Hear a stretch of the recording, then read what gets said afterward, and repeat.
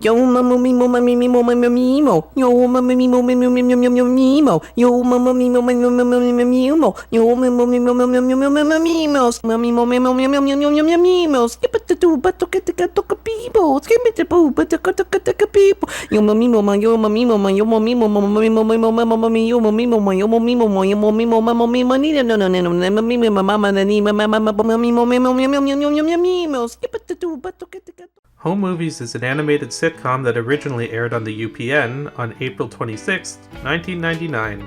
After only 5 episodes, UPN canceled the show due to low ratings, much like every other UPN show. After this, Cartoon Network picked up Home Movies for their upcoming Adult Swim program block.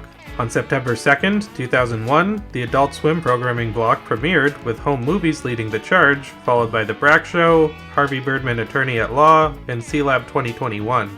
This technically makes Home Movies the very first Adult Swim show ever, and even after all these years, very few shows on the network have been able to match its quality.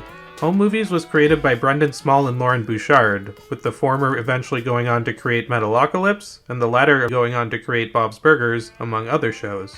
The series was developed by Tom Snyder, who prior to Home Movies, co-created the Comedy Central series Dr. Katz Professional Therapist. Tom Snyder also created the computer animation software Squigglevision, which he used throughout the entirety of Dr. Katz and the first season of Home Movies. I'll go more into that as I review the first season of this show. In my video ranking every Moral Oral episode from worst to best, I stated how I felt Moral Oral was the best show that Adult Swim has ever aired in their history. While I stand by that statement, I didn't say it had some very stiff competition, if not a show that matches it in quality. Home Movies, in my opinion, is Adult Swim's other best show. Part of the reason Home Movies resonated so much with me is that this was basically my childhood, grabbing a camera and going out and creating some ridiculous movies with me and my friends. Go back and watch my YouTube content from over a decade ago and you'll see what I'm talking about. Home Movies uses a lot of both scripted and improvisational humor, which is chock full of movie references, musical numbers, visual gags, and wordplay, all of which it blends amazingly. This show was also the first time I was introduced to the voice of Henry John Benjamin,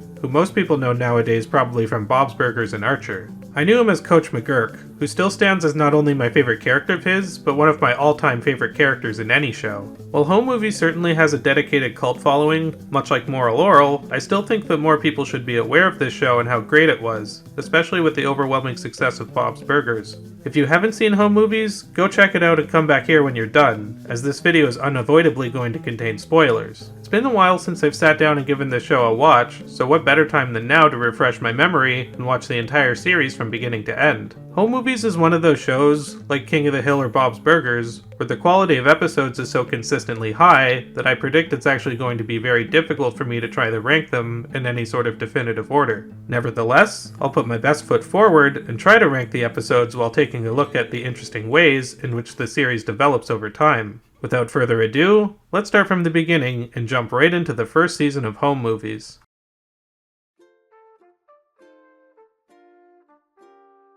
This is the first episode of the show, and by those standards, it's pretty fantastic. The plot involves Coach McGurk going on a date with Paula, with Brendon hating the idea of them getting close to each other. Through this episode, we are introduced to the dynamics between most of the main characters. I love Brendon's attitude. He's obviously very observant, creative, and passionate, but he can miss the mark so much on what he's trying to portray through his movies. He reminds me a little bit of Calvin from Calvin and Hobbes, in that he's very much in his own world, and portrays his more complicated emotions through made-up scenarios he makes with his video camera. Melissa is a good logical foil to Brendon. She's the smartest member of the trio, who are making the Home Movies and can be seen as the most grounded. The only thing this episode lacks is more Jason. Jason is a very important character, so it feels weird for him to be seen so sparsely throughout the episode. As for the adults, Paula and McGurk's date is a great way to show the personalities of the characters. Paula is dry and sarcastic, and McGurk is a pathetic mess. The reactions Brendon has to the potential of McGurk and Paula's relationship is priceless. I also like how, considering this is the first episode, Paula and McGurk could have potentially ended up together for the rest of the series, but they don't. I like how it kind of throws the audience for a loop, and it's really clever in a subtle way. The scenes with Coach McGurk giving Brendon ridiculous advice are almost always among my favorite scenes in the show, due to how great their chemistry is. I always wanted to get a tattoo of Coach McGurk saying "don't get a tattoo," based on the cow tattoo segment in this episode. Look at my arm right there. You see that? Yeah. I got that when I was 18 years old. I'll tell you something. Yeah. I regret it, because this tattoo don't come off. Now I have a cheese cow on my arm, Brendon. Don't get a tattoo. That's what I'm telling you. Okay. Play soccer. There's also a lot of great moments with Melissa's father, Eric, too. He's so upbeat in contrast to the cynical personalities of the other adults and even the children. Even as the first episode of the series, the voices for many of the characters are already so strong. From my understanding, the show had no script at this point, which you would think would be a problem, but it really isn't. The dialogue feels very natural. I love how the characters talk over each other. It feels more like a real conversation, and it also makes the pacing of the humor very unexpected. One of the reasons the improvisational style of these early episodes works so well is because they are very true to making home movies as a kid. There usually was no script when we were filming, we just made it up on the spot as we went along. Kudos to the show for portraying that so accurately. The show is also distinct in its visual style. The characters all wear one-piece pajama-style clothing. It's a weird choice, but I love it, and it makes them stand out as really memorable. The simplistic character designs and animation really work well with the show because it parallels the limited resources that Brendon has when making his home movies. Speaking of Brendon Small, that is to say the actual person, not the cartoon character, he composed the music for this show, and it sounds amazing. I'll never forget the home movie's guitar riff. Overall, I really enjoyed Get Away From My Mom. The characters are established greatly, there's a lot of very funny moments, and it shows a lot of the regular locations of the characters, such as the soccer field, the sandbox, and Brendon's basement. I believe this episode got mixed reviews when it premiered, and I can kind of understand why, since the tone of this show is pretty unique. For me personally though, I thought it was a great way to start off the series.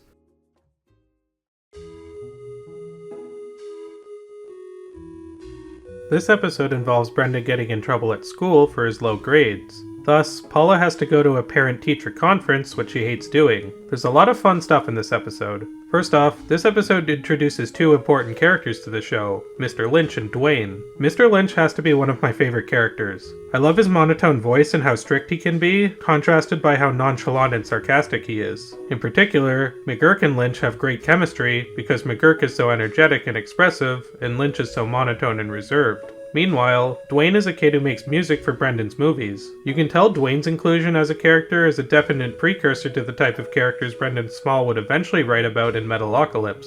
On top of that, this episode expands a lot on the already established characters. Jason gets a lot more screen time, which is really nice. John Benjamin does a great job with his voice too. We also get a lot more of Paula in this episode. Paula is a great mother in a lot of ways. She's supportive and loving, even though she's really sarcastic, and probably a little bit neurotic. Even though she's only in the show for 5 episodes, Paula Poundstone gives a great performance as this character. Considering most of the dialogue here is improvised, Poundstone is incredibly important to the development of Paula's character. This is a very relatable story, as I'm sure a lot of people can identify with getting in trouble for not doing well in school. At the same time, the movie that Brendon, Jason, and Melissa are making is about a guy who doesn't enjoy working, which parallels Brendon's situation in reality. It shows how a lot of people, Brendon in this case, make art as a way to express their deeper frustrations in life. This is one of the many ways in which this show celebrates creativity. Moving back to the dialogue, the reason the improvisational style works so well is because a lot of the time, it's hard to predict what the characters are gonna say. The timing feels so different from any other animated show, which is part of the reason this show feels so special. Even though home movies eventually stopped using squiggle vision and used scripts more than improv, the first season, and particularly the first 5 episodes, are incredibly important in laying the groundwork for the show and the characters. I can safely say that home movies would not turn into the show it became unless it had the first season as its foundation. I think I found the first episode slightly funnier overall, but still, this is a really great follow-up.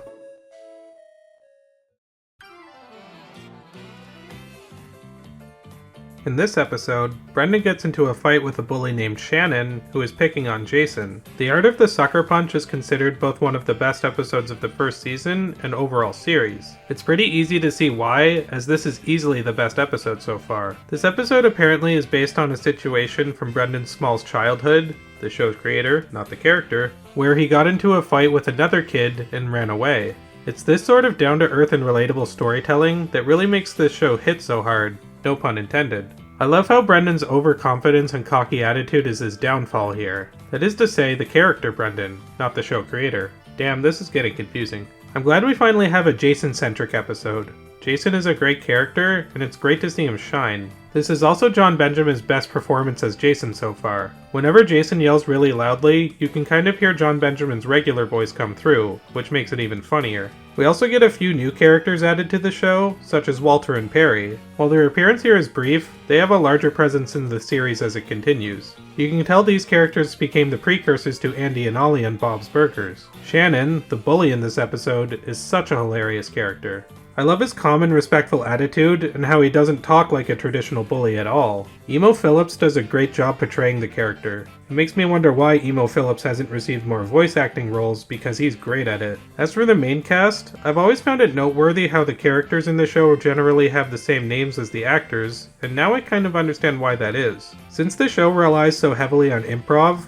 having the actors say each other's names feels natural and easier than remembering the name of a character. For example, if Brendon and Melissa are having a scene together, then the actors can simply call each other Brendon and Melissa. It's simple, but it's kind of brilliant. In a few instances, especially these earlier episodes, the show will transition scenes while the characters are still rambling with each other. It's pretty damn funny, I must say. The ending is also great, where Shannon lets Brendon believe that he hurt him because he didn't want Brendon to develop a complex when he grows older. Even though he's a minor character, Shannon is great. On top of that, the scene where Coach McGurk explains the art of fighting to Brendon is one of the funniest parts in the entire series. It makes me wonder if Chris Chan ever saw home movies before his prison sentence.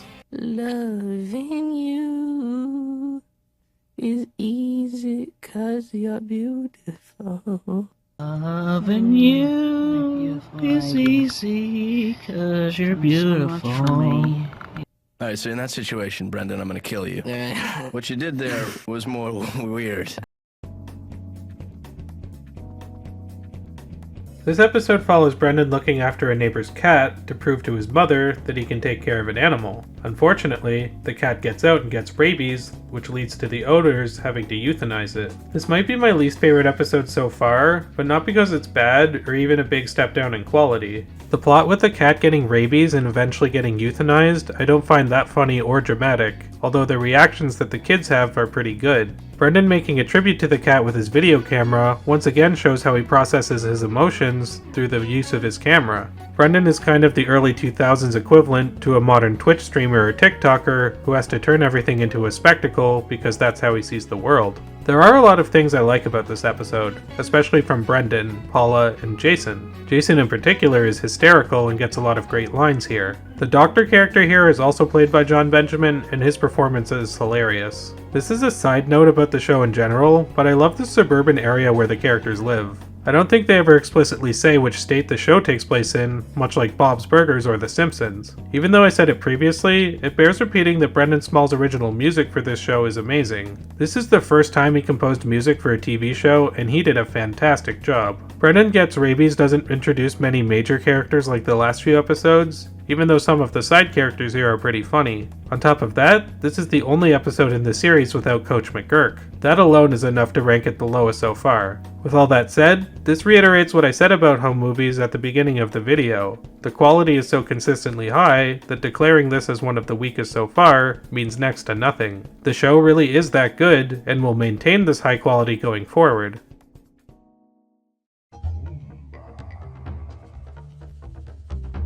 On a camping trip, Brendon becomes close with a girl named Lonnie who really likes him. This is probably my second favorite episode so far. There are a lot of great lines and character moments. The first 7 minutes here are very different, but they're very funny, as they solely focus on the characters in their camping tent. The 2/3 after that feel more like a prototypical episode, but are extremely strong too. I love when home movies does down-to-earth relatable plots like this, which is why this and The Art of the Sucker Punch really stood out to me. Coach McGurk being a camp instructor makes for great comedy. He has the perfect level of incompetence to make any situation hilarious. I love the scenes with the silhouettes in the tent. I also love how he threatens to abandon the kids in the woods too. This is the most interesting episode so far visually, while simultaneously being the most simplistic and cheap. The scene with the characters in pitch black shows how much the characters are expressed through their eyes. Lonnie is great in this episode even if she's never a main character again after her appearance here. This episode is literally titled Yoko, and the plot draws parallels between the Beatles and Yoko Ono, with Lonnie ruining the home movies that they're making. I really like how Brendon was going to break up with Lonnie, but once Lonnie breaks up with him first, his ego gets hurt. Very real. On top of Lonnie, Mitch may only be a one-time side character, but he's great in this episode as well. You gotta love how even the one-off characters in this show are very memorable and funny. This is the last episode that aired on UPN, which also makes it the last episode with Paula Poundstone. Sadly, she isn't in this episode that much. This is also the last episode to be improvised as heavily as it is, even though the rest of this show, especially season 1, does contain a lot of improv. This style understandably gets mixed reactions from viewers, but I really like it. There are a lot of great non sequitur skits, which are irrelevant to the plot, especially with Coach McGurk in this episode. This is how you intertwine skits with plot, Family Guy. Home Movie's initial run on the UPN may be over, but this show has a lot more in store for us going forward.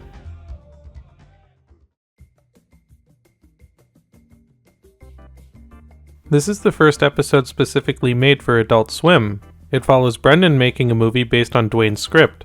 Once he doesn't have full creative control, he becomes really insecure. Right away, there are some notable differences from the UPN episodes. You can tell the method of scripting has changed. While there's still a lot of improvisational comedy, the scripts feel tighter this time around. Another big change is that Janine DiTullio replaces Paula Poundstone as Paula. They also changed the look of Paula, giving her an orange shirt and having her no longer wear her hat. Maybe this change in attire was to represent the change in the voice actress. Brendon getting all up in arms about having full creative control over his film reminds me of how me and my friends would argue about the vision of our videos as children. There are a lot of great scenes with Brendon going crazy without Melissa and Jason, especially when he flips out at Paula.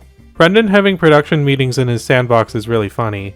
I also love seeing Dwayne shine in this episode. People who are only familiar with Metalocalypse and Deathclock may not be aware of Brendon Small's musical range. I really like this episode. You can definitely tell the style has changed from the first 5 episodes. Still, the scripted style of the show works well too, so I'm not complaining about the changes so much as I am just kinda noting them. As much as I love the style of the first 5 episodes, I also really love the style of the post-UPN scripts too. This is the first episode that seems to have both an A and B plot. The subplot of McGurk getting jealous over his assistant coach is great too, but not that impactful. The show still has a little way to go with adding B plots. I'd put this somewhere in the middle of the episodes I've watched so far.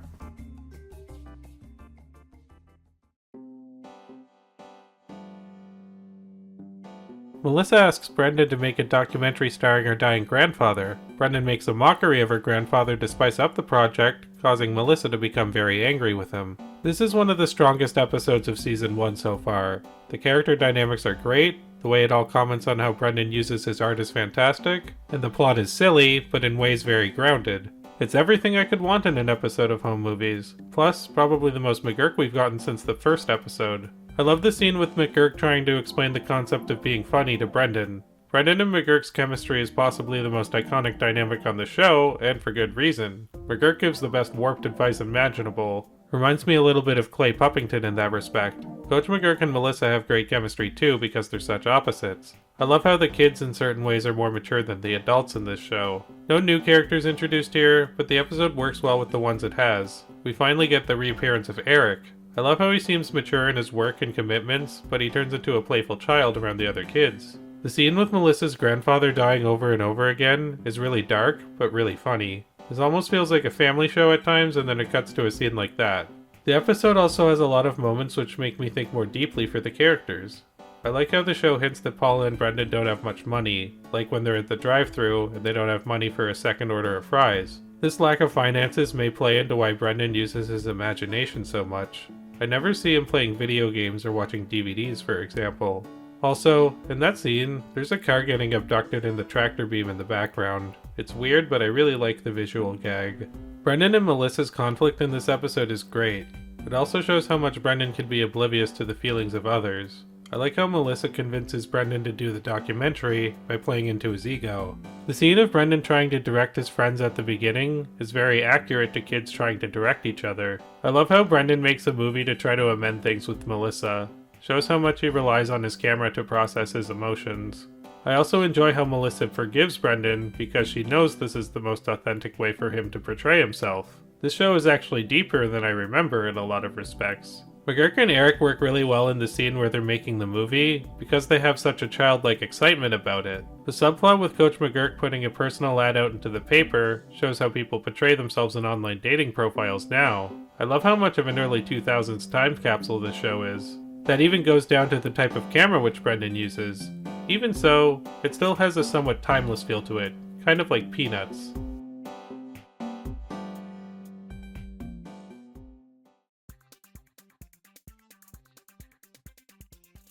Brendon takes acting classes at school, but due to his ego, he tries to direct the vision of the play that he's acting for. It's great to see Brendon trying to act on stage after thinking he can act through making his movies. Goes to show he doesn't see the world outside of his camera. Brendon likes to think he's above acting classes, when in reality, he's really insecure. It's great to see the two sides of the character. He's the type of character who represses a lot of his emotions, which will come into play later on with the story arc between him and his father. Brendon and the acting instructor have great chemistry in this episode. The arguments they get into are hysterical. Seeing Jason becoming a pretentious director as well is fantastic. His arguments with Melissa mirror the relationship between Brendon and the acting instructor. Ever since the show became more scripted, they've been really nailing the chemistry of the characters.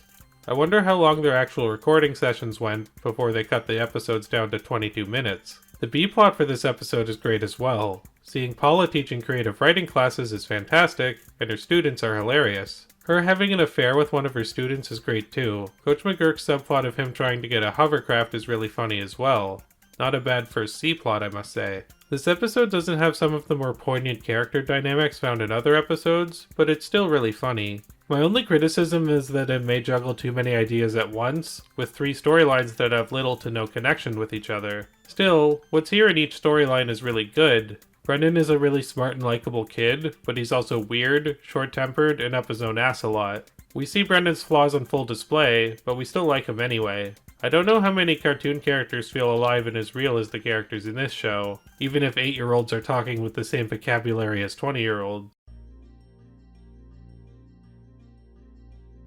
This episode involves Brendon wanting to get a fisheye lens for his camera, but can't due to Paula having limited money. It should be noted that with the conception of this show, Bouchard had the idea of a kid making movies with his video camera, and Small had the idea for a show about a single mother raising her child. You can definitely see the latter idea come to fruition in this episode. As stated earlier, this is another episode that focuses on how the Smalls have limited resources. The scene where the kids go for ice cream, only for Paula to be able to only afford 1 cone for Jason, is really funny and sad at the same time. This episode is mostly a compilation of Brendon going through different jobs in order to earn his money. It's funny for sure, but I wish that Paula was in this episode more, as a lot of the more poignant moments involve her. This episode really delves into how she processes her emotions through her sarcasm and humor. I personally feel a lot of pathos for Paula. I really enjoy the contrast of how, due to the lack of the family's finances, Paula is concerned about her car and sink, whereas Brendon is concerned about his stupid fisheye lens. It's a great contrast of what's important to a kid as opposed to what's important to an adult. The scene with Eric is amazing. Probably my favorite part of the episode. Eric isn't exactly a main character, but he's one of my favorite reoccurring characters. The ending for Brendon where the lens doesn't even fit his camera is a great payoff. Overall, this is not the best episode so far, but it is still a really good one. This episode follows the new school nurse taking a look at the children due to a lice epidemic breaking out in the school. Each character has a different reaction. Melissa is terrified of lice, Brendon wants lice so he can stay home from school, and Jason and Coach McGurk keep going to get checked due to being romantically interested in the nurse. The different reactions of all the characters make for some great conflict between them. This is a great McGurk-centered episode. It's really cringy in a good way. McGurk attempting to romance someone always makes for great comedic situations. Seeing him getting extremely drunk on his date with the nurse is both funny and depressing. McGurk is a lovable loser in the purest sense of the word. He's rude, immature, and oblivious to the feelings of others. There is a sense that he is at least trying to help by giving the kids advice, but his own insecurities and bitterness always gets in the way of himself. Jason trying to romance the nurse is great too. I love how both of John Benjamin's characters have the same goal in this episode. We obviously don't get to see Jason and McGurk interact that much due to both being played by the same character, so it's really nice when they do. On top of that, it's great seeing McGurk interact with Mr. Lynch again. He seems to think that he's above Lynch, but Lynch is completely indifferent to his condescending attitude. The reactions of the other kids are great too. I love how Brendon fakes getting sick and then actually becomes sick, and then wants to learn how to fake his sickness better by observing his real sickness. That's exactly how I imagine a kid would process the lesson here. Great episode. One of my favorites so far. All of the main characters have great moments, and this is possibly the best McGurk episode yet. I love how he's given so much screen time, and it really highlights the pathetic aspects of his character.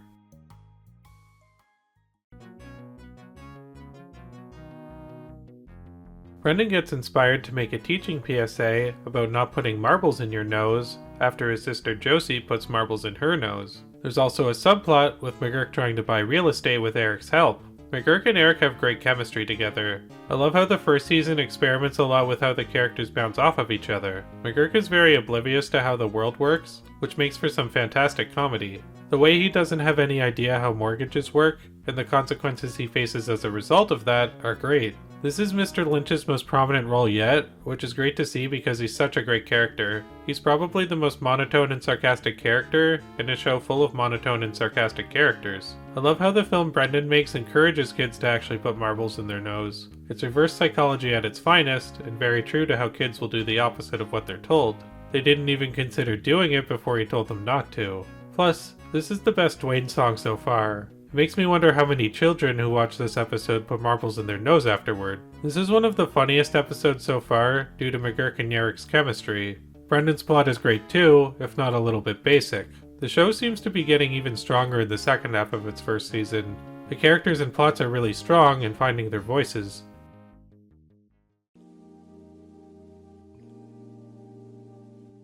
This episode opens with a very different tone that involves Brendon getting hit by a car. Despite this, he's the one who gets punished for it for driving his bike on the wrong side of the road. Where in the world does Brendon live where an 8-year-old kid would have to go to court for getting himself hit by a car? Anyway, the B-plot sees Paula meeting an old friend named Stephanie from college who stays with her and Brendon. Turns out Stephanie is a bit of a problematic girl, much to Paula's dismay. I love how the episode showcases their friendship and ends with Paula actually helping Stephanie. It's a really sweet moment. The courthouse scene is hilarious. I love McGurk and Brendon's interaction with the judge.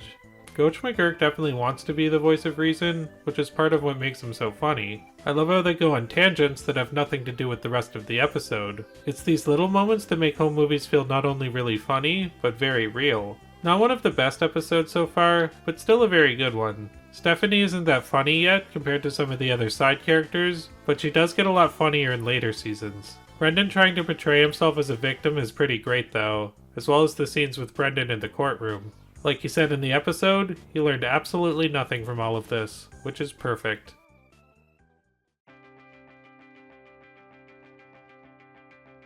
Brendon, Jason, and Melissa win an award from submitting their film Fat Her into a contest. This leads them to being interviewed by a local Channel 1 news station. As the episode progresses, the reporter asks the kids more and more personal questions, leading them to eventually ask Brendon about his father. To end the first season, Home Movies finally delves into a question that's been lingering over the series since the very beginning. What happened to Brendon's father? Is he dead, or did he leave the family? McGurk going to anger management is a great B-plot. The anger management scene is fantastic, and it shows how ineffective a lot of these group meetings tend to be. The A and the B plot in this episode work together really well, since they're about Brendon and McGurk repressing their emotions in different ways. It delves into the psychology of the characters really well. The ending with McGurk attacking someone in their car is a hilarious way to wrap up that story, and sticks out as one of the most memorable moments in Season 1. I love how it makes it look like Coach McGurk has developed at the end of the episode, but his personal development was really a ruse to get out of anger management.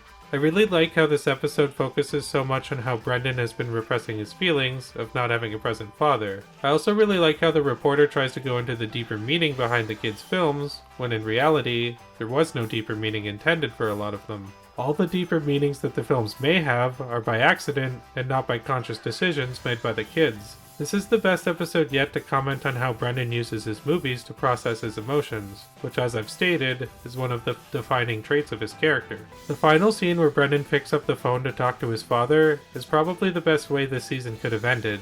Beautifully poignant moment. One of my favorite episodes of this season due to the poignancy more than the humor, even though the subplot with McGurk is hilarious too. Season 1 of Home Movies holds up really well. While I don't remember this being a bad season by any means, I do remember preferring the flash animation and the more scripted nature of its subsequent seasons. The first 5 episodes of Season 1 especially feel a lot different from the following 8, obviously due to being made 2 years apart from each other and on a different network. A lot of this season focuses on Brendon, Jason, and Melissa's passion for making their home movies and the joy that it brings them. It also comments on how the home movies they make somewhat cause the kids, especially Brendon, issues. Brendon often feels like he has an inflated ego. lacks focus in school, and uses his films to distract himself from his lingering deeper emotions. The season finale did a great job at subverting this behavior by finally confronting his estranged father after so many years. Home Movies in a way feels like a more adult-oriented Peanuts or Calvin and Hobbes, largely due to its more grounded storytelling and emphasis on imagination. Similarly to those properties, one thing I really like about this show is how the characters all act like they're 8, but they talk like they're 20. It's a great way for the kids to have both the naivety of children with the sharp cynicism of adults. It's a weird vibe, but it works. It makes me think of what it would be like if I had a more developed mind as a child. Now let's talk about the technical aspects of this show. Seeing the squiggle vision is really interesting after being more familiar with the later seasons of Home Movies. This was my introduction to squiggle vision, but since then, I've gone back and watched Dr. Katz, which makes me appreciate the style so much more. I do understand why they got rid of squiggle vision in favor of the more traditional flash animation in subsequent seasons. There is a lot more movement and locations than there were in Dr. Katz, so the squiggle vision can be very limiting for Home Movies. Even though the style and the feel of this show is similar to Dr. Katz, Home Movies has a lot more energy than that show due to the number of characters interacting with each other. With that said, I can kind of see why this show didn't get a cult following until later. The animation and timing with the jokes is very different from other shows. For me personally, the improvisational comedy, combined with the scripted aspects and amazing chemistry between the voice actors, makes for one of the funniest shows I've ever seen. I like how the show feels really laid back, even when the characters are screaming at each other. Season 1 is a really strong start for the series, and it's only going to get better from here.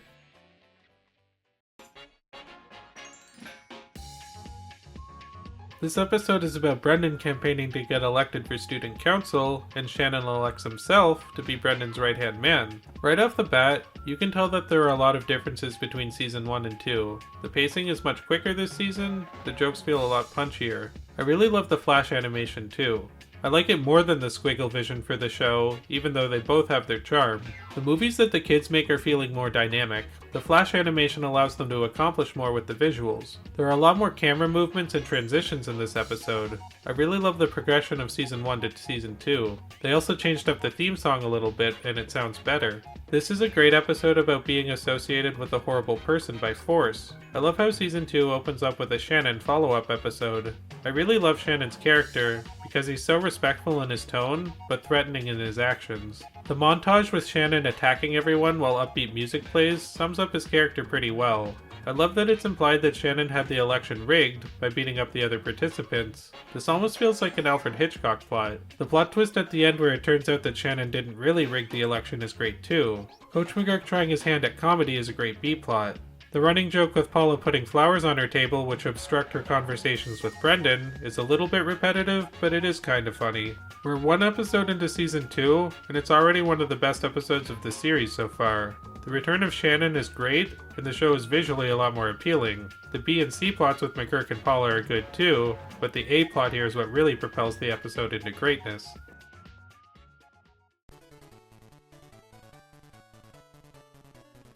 This episode involves Mr. Lynch's class raising money for a walkathon. Meanwhile, Coach McGurk identifies the body of his dead uncle. The Coach McGurk plot is pretty hilarious. I love how he thinks he's inherited a lot of money, but gets a sausage instead, and then tries to pawn the sausage off for money. Him blowing the money that Paula gives to Brendon for the walkathon is great too. The episode has a theme of a lot of the characters being low on money in one way or another. Brendon for the walkathon, McGurk trying to get inheritance money, and Paula trying to get a raise from her boss. This really does feel like a show about lower middle class society, and I really love it for that. The plot with Paula asking for a raise is pretty funny too. Her boss Andrew Lindenson is a great character. This episode also marks the return of Walter and Perry, who I really love. This is a pretty good episode.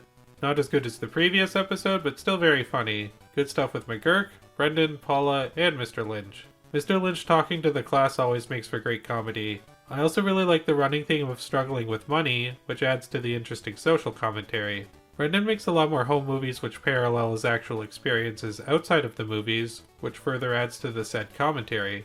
Now that it's in Flash, the animation reminds me of very early Newgrounds animation, which makes it all that more nostalgic.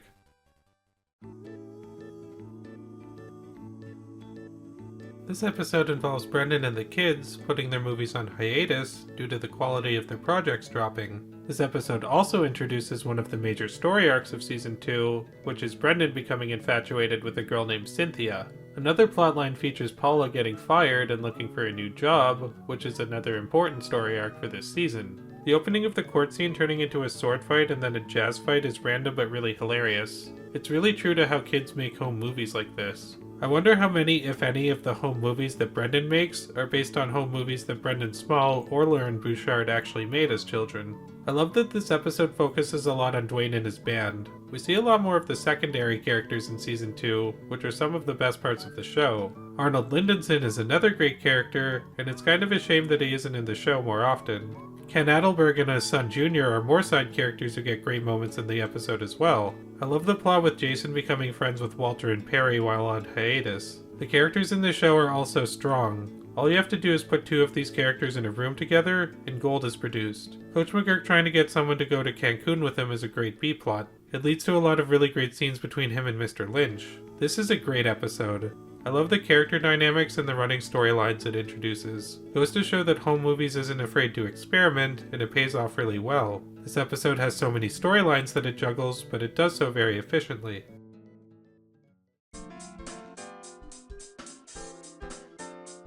This episode is about Brendon having a sleepover at Jason's. Meanwhile, Paula hunts for a job. So much of this episode is so squarely focused on Brendon and Jason's dynamic, which is fantastic. It's pretty cool to see some of Jason's personal life outside of making his movies.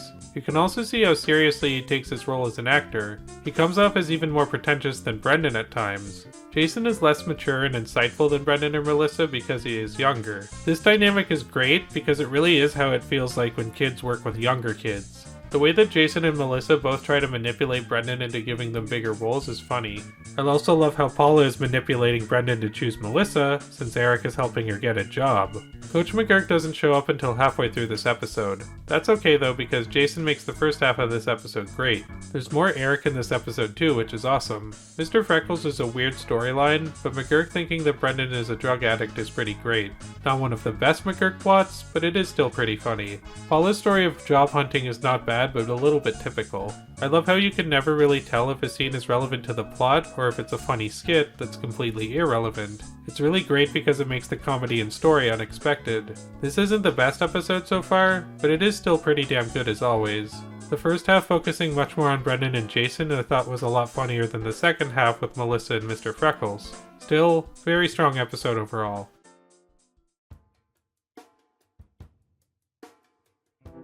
The kids go to Fenton's house for a party, and Coach McGurk goes along with them. Fenton's mom asks Brendon to make a video tribute for Fenton. I really like how there's only one overarching plot in this episode. They use the situation of the party to get all the characters to bounce off of each other, which as I've stated, makes for some of the best comedy in the show. The plot reminds me a little bit of the season 1 episode where Melissa wants Brendon to make a video for her grandfather, but Brendon makes a mockery of him the whole time. Otherwise, the plot of this episode also reminds me of the Peter Sellers movie The Party, which I doubt is a coincidence given the episode's title. This is the introduction to Fenton, who is one of the funniest secondary characters. He's such an asshole, and he reminds me a lot of the kids that I knew when I was 8.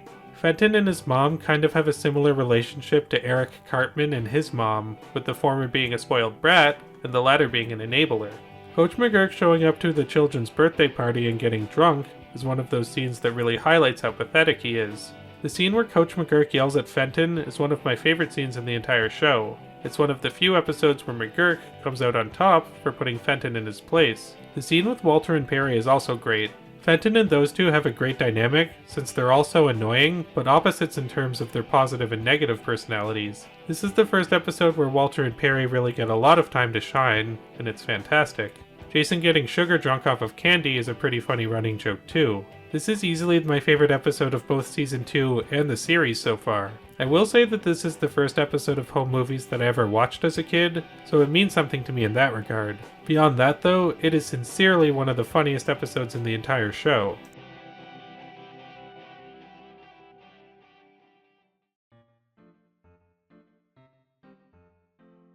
This episode marks the return of Cynthia. Brendon looks into different ways to impress her romantically, which includes impersonating Jason, in order to get into a country club. I love how we never see Jason's family in the show, but there's so much implied about them. Kind of makes me wonder if Jason is the way that he is due to lack of adult supervision. This episode introduces Starboy and the Captain of Outer Space, which I always felt was home movie's equivalent to Spaceman Spiff. I love the scene with Brendon trying to direct Dwayne into making the Starboy song. The song ends up being more important to later episodes. It's very interesting to see the story of making one of their home movies carry over into another episode. I also really like how Dwayne and his band end up trying to direct the movie instead of following the directions from Brendon. There's a subplot with Paula trying to take a test for a temp position. It's great seeing her so stressed out. Even though I like Paula, I find her funniest when she's at her breaking point. There's another plot with McGurk attempting to connect with one of his former women classmates from high school, which has some really funny moments as well. I love how awkward Brendon is around Cynthia when he's trying to impress her. Considering Brendon's mom is single, and McGurk gives him horrible advice, it makes sense that Brendon would be this way. I love the parallels between Brendon and McGurk's dates going so poorly, and Brendon and Paula's meetings in the offices. McGurk giving love advice to Brendon is always great too. Brendon and McGurk still have the best chemistry. This is another amazing episode for continuing the Season 2 story arc successfully and introducing the Starboy and the Captain of Outer Space song. It also puts Brendon in a harder position emotionally, which really elevates the drama too.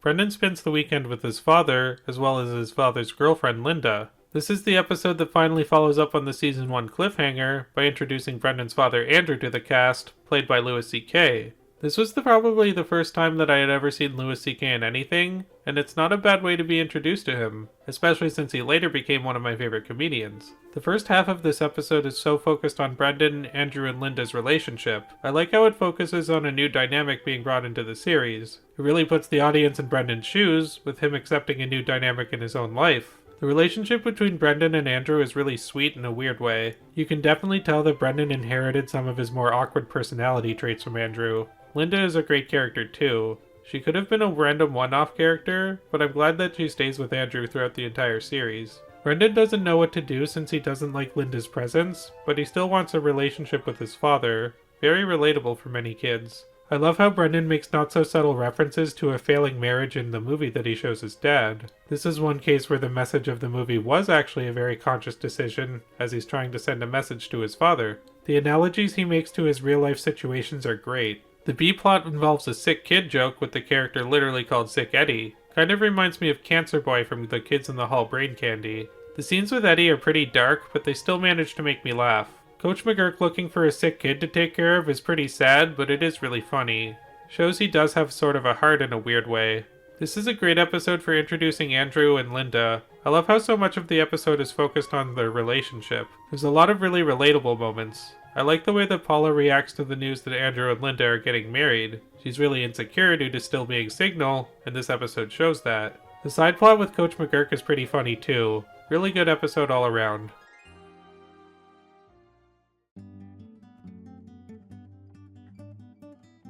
Brendon, Andrew, and Linda go to group therapy together. The subplot follows Coach McGurk getting gingivitis.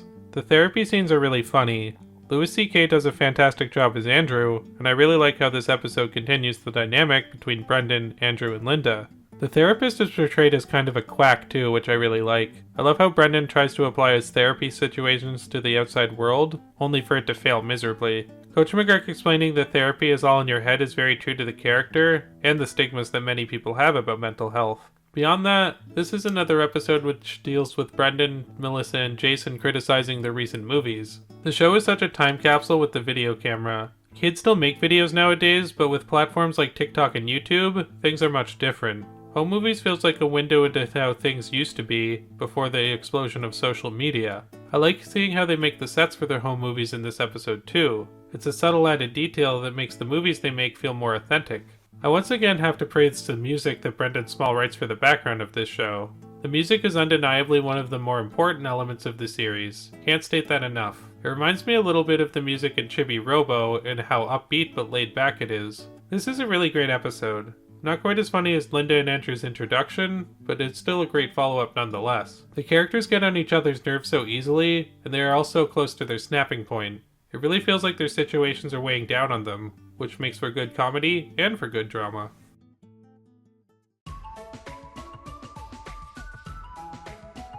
This episode follows Brendon, Jason, and Melissa going on a class trip while secretly filming scenes for a movie that they're making. The way the kids make the movie in private kind of reminds me of the guerrilla-style filmmaking of Escape from Tomorrow. They even shoot in a hotel room like in that movie. Funny thing is, I think an 8-year-old kid could probably have pulled off a more coherent movie than Escape from Tomorrow, but I digress. The subplot follows Coach McGurk trying to find a part-time job to pay off his debts. I love how he pretends that his name is Brendon Small. Brendon not wanting Paula to go on the field trip out of embarrassment is very true to a kid's mentality, but as usual, it's funnier hearing the argument come out of Brendon who talks like a 20-year-old. This is another episode where the side characters get a lot of time to shine. I love seeing more of Fenton, Walter, and Perry. As I've stated previously, they're such opposites which makes for excellent comedy. I find Walter and Perry even funnier than Andy and Ollie from Bob's Burgers. Ken also has a lot of great lines in this episode. Clarice is a funny side character for Coach McGurk to deal with under his fake identity. I also love how horrible Mr. Lynch is at organizing the kids. This is another great episode. It takes a simple, relatable plot of going on a class trip and elevates it to new heights, like many other episodes of home movies. I really think you could put these characters into any scenario and it would still be funny. You'll see more of what I mean as the show progresses.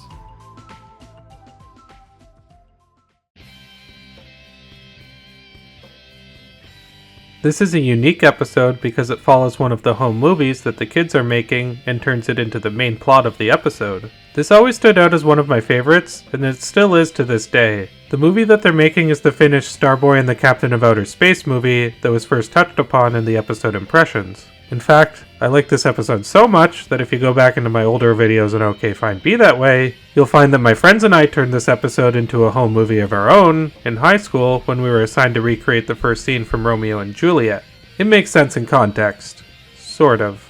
I really love this episode for its different tone. It makes it feel really special, but also consistent with the rest of the series. Dwayne's extended song is amazing. The Mr. Pants and Compliments song are hilarious too. I love how off-key Brendon and Jason are when they sing, especially because I know that Brendon Small and John Benjamin are really good at singing. All of the music in the show is really great, and it keeps getting better. This episode is really great at showing how a creative person like Brendon doesn't really conform to the institutional nature of school. The movie that they're making has subtle references to how Brendon doesn't pay attention in history class. Washington, Picasso, and Annie Oakley all have inaccurate backstories. It's very clever in its stupidity. I really like the scenes with Brendon in class where his mind starts to wander. Goes to show how little Brendon thinks about school when compared to his home movies, and making the home movie the focal point of this episode emphasizes that even more. The scene with Coach McGurk on the soccer field is a great way to remind us of the regular scenes of the show. It also goes to show that Brendon failing history is partially Coach McGurk's fault for teaching him incorrect facts. There's a great conversation between Paula and Brendon where she talks about him focusing on his movies too much. I also really love how subtly sadistic Mr. Lynch is in this episode, and how he gaslights Brendon. The adults are so bad at tutoring Brendon because they either don't know what they're talking about, or they don't know how to reach him. This is sadly very true to the relationship that many adults have with their kids. There's a lot of great visual gags in this episode too. The character design in itself is already really funny, and looking at them in the costumes here elevates it to new heights. I also really like seeing characters such as Walter, Perry, Dwayne, and Jr. participating in the home movies. The brief montage where they go to see how hot dogs are made is short but hysterical. It also has one of the best music tracks from the entire show. I would say that this episode is my second favorite so far after the party. It's absolutely hilarious and a great diversion from the formula of many other episodes.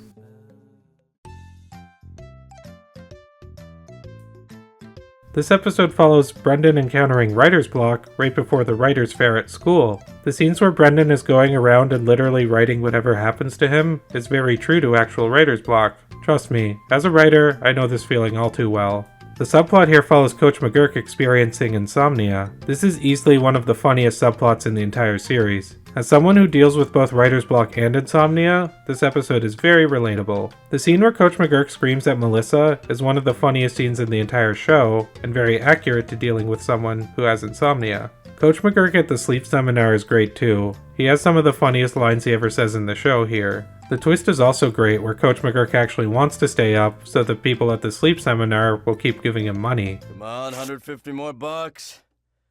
DVD player! It's also really funny how Coach McGurk becomes more and more visually exhausted throughout the episode. Paula's writer fantasy is hilarious too. Everybody gets a good portion in this episode. The We Hate Fenton poem from Walter and Perry is among my favorite Walter and Perry moments. We hate Fenton because Fenton sucks. We hate Fenton so much. Fenton, we hate you. You're an idiot, and I hope you turn blue. I like how you can actually hear the voice actors laughing while performing Walter and Perry's lines. I would be too. There are a lot of great moments in this episode for the improv comedy to shine.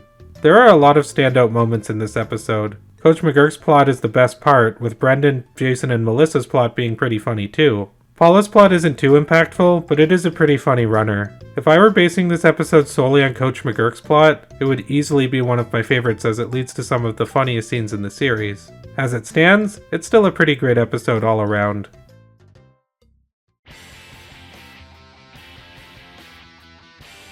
In this episode, Andrew and Brendon start a pizza club where they go out to get pizza every week. It's nice to see them finally bond over something. Andrew is a great character, but Linda is surprisingly absent from this episode. This also marks the return of Cynthia. Cynthia isn't the most interesting character in and of herself, but the way that Brendon reacts to her presence certainly makes for some good comedy, and for some good drama. I love how Coach McGurk tries to join Brendon and Andrew's pizza club because he wants to feel included. He really is the quintessential lovable loser. Coach McGurk bribing Brendon with Mr. Lynch's bike is also hilarious. I love how Coach McGurk tries to belittle Andrew to Brendon, because it's very clear that he sees himself as Brendon's father figure before Andrew entered the picture. Coach McGurk starting a pizza club with Walter and Perry is hilarious also. If you can't tell, this is a great McGurk episode.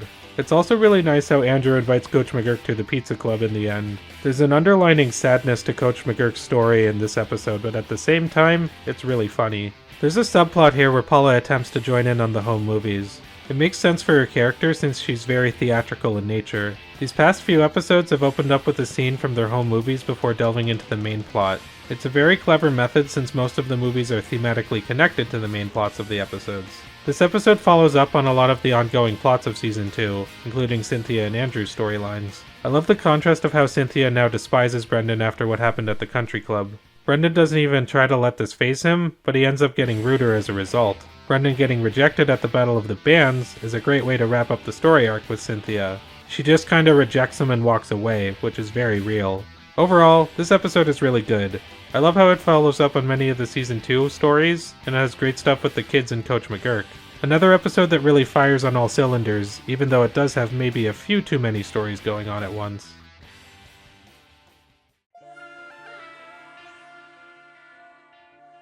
The season finale finally gets into the wedding between Linda and Andrew, which has been built up ever since their introduction. This episode also marks the return of Stephanie from Season 1. Pretty funny to see her again. Coach McGurk and Stephanie have really great chemistry together. It's an unexpected pairing for those two characters, but it really works. Coach McGurk being presented with sex and being so awkward about it shows how sex-starved he is, even when a girl throws herself at him. I love how Coach McGurk leaves Stephanie in the end because he feels too overwhelmed. This episode also features the return of Arnold Lindensson.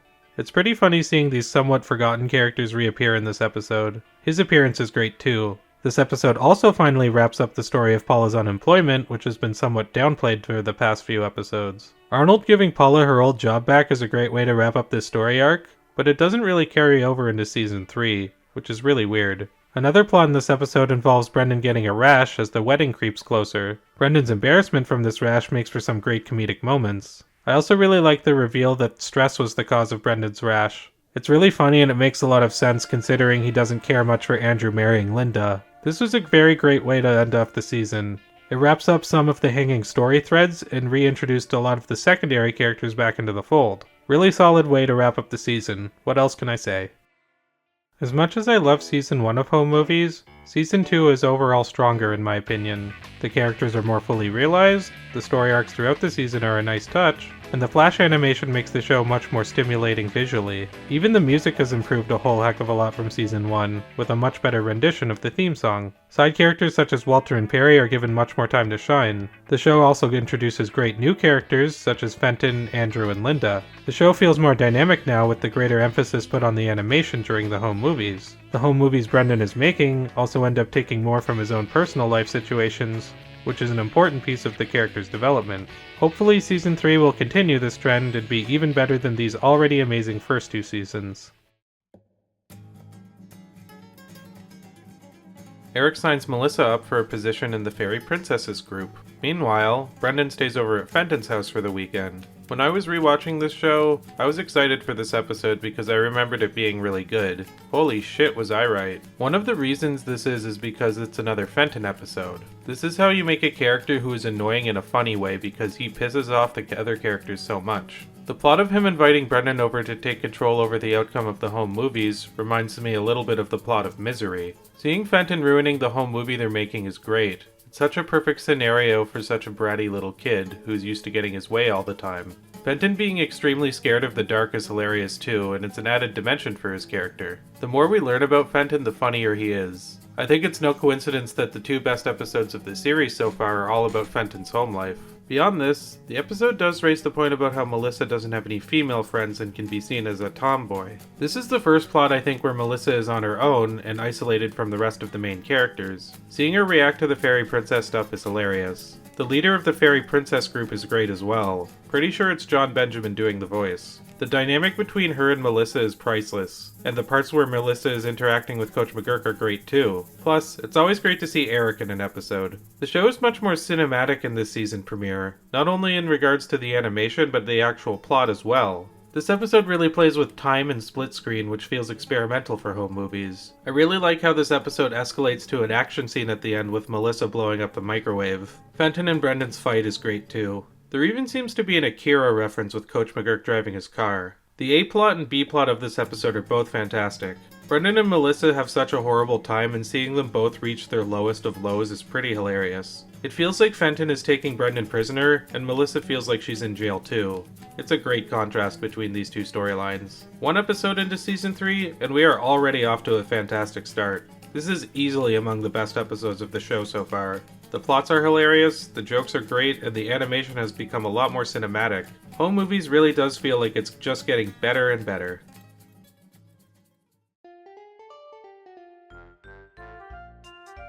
Brendon's grandparents are getting a divorce, leading to his grandmother coming to stay with him and Paula. Meanwhile, Paula burns down the family kitchen after a fire gets out of hand. This is another really stressful episode in a good way. You can really feel Paula and Brendon's misery from Coach McGurk and Paula's mother, along with the kitchen getting burnt. The scene with Brendon and Paula bantering while the fire gets out of control is really funny, and really represents the type of humor of this show. I believe this is the introduction of Paula's mother and father, unless I'm remembering incorrectly. They're very funny characters. Brendon's grandmother's participation in Brendon's movie leads to some great moments too. This show really knows how to introduce new characters and build off of the old characters at the same time. Coach McGurk is definitely the highlight of this episode though. I love how he takes offense to everything Melissa says, probably due to his bias against women. The scene with the kids on the soccer team bribing Coach McGurk for better grades is really funny, but it does make me wonder if the soccer he's coaching is part of gym class or an extracurricular activity. The show doesn't make it super clear, and I didn't even really think about it until now.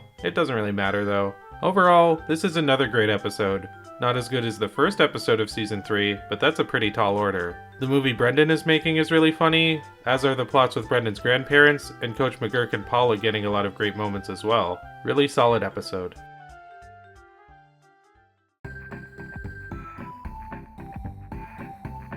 This episode follows Brendon, Paula, and Jason gaining weight and becoming ashamed of their bodies. A subplot in this episode follows Coach McGurk and Mr. Lynch going on a double date with the school nurse and another faculty member named Carol. There's sort of another plot with Paula joining a gym, but this gets dropped halfway through the episode for some reason. This is an episode where Brendon and the kids are less hyper-focused on making their movies. Cool to see more plots focusing on their lives outside of filmmaking. Jason and Brendon ending their friendship due to influencing each other with fat issues is probably a very real issue for a lot of people. I do really like how they reconcile their friendship by bonding over food again. Melissa dictating the meeting between Brendon and Jason only to become fat herself alongside them is a great way to wrap up that storyline. On top of that, the compilation of them making movie parodies as fat children at the end is priceless. A lot of the animation when they're fat is more cartoony than what I'm used to from this show, but it makes it even funnier by comparison. Jason freaking out at the nurse includes some very stretching animations, for example. Beyond that, Coach McGurk and Mr. Lynch have great chemistry in this episode. I was waiting for Mr. Lynch to show up this season, and this is a really good episode to welcome him back. Coach McGurk hitting on the nurse again is a great follow-up to the original school nurse episode from season 1. Seeing him so desperately try to dictate the double date leads to some great cringe comedy. The way Mr. Lynch gets progressively more annoyed with Coach McGurk as the episode progresses makes it even funnier. Season 3 is off to a really great start, and this episode is no exception. The plots with Brendon and Coach McGurk totally make up for the half-finished plot of Paula joining the gym. I will say, however, that Brendon getting skinny after a few weeks doesn't line up chronologically with McGurk and Lynch going on a double date. Actually, maybe it does. I can see Coach McGurk delaying the date repeatedly for 3 weeks due to getting drunk over and over again. Yeah. Forget what I just said.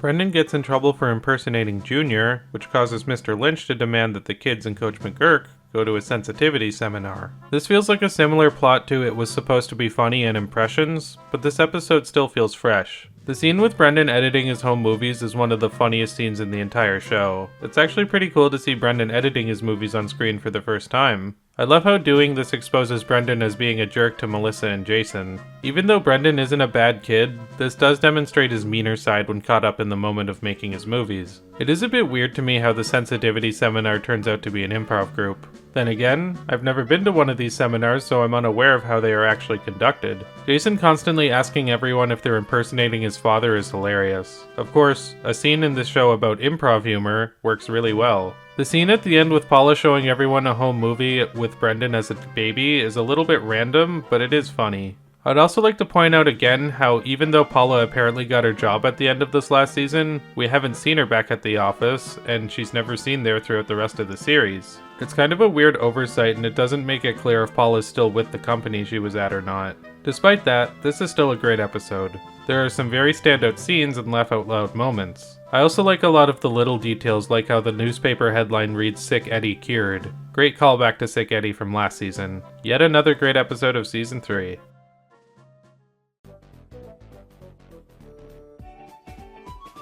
Melissa gets a new boyfriend named Octavio. Meanwhile, Coach McGurk tries to set up a friendly dinner between himself, Mr. Lynch, Paula, and Eric. I love the distorted intro leading into their home movie. The opening scene looks great visually too. I gotta say, the more elaborate costumes they wear during their home movies often make me forget about the pajama-style clothes they usually wear. The fact the movie was supposed to be about Susan B. Anthony lines up with Brendon's shoddy knowledge of history, established in other episodes. Brendon wanting a dog and being rejected lines up with the Brendon Gets Rabies episode from Season 1 as well. It's good to see them keeping the character traits consistent. The grocery store scene goes on forever, but in a good way. It makes up literally 1/3 of the episode's runtime. I love how such a simple setting for the characters leads to such great comedy. Coach McGurk inadvertently terrorizing everyone at the grocery store is awesome. Everyone banging into each other with their grocery carts is one of those repetitive jokes that really works too. Also, Eric returns. I don't know if you've noticed, but whenever he shows up in an episode, I get really excited. I love how he points out that Paula probably sees Melissa more than he does, which is probably true if you think of how many episodes Melissa has been in without Eric.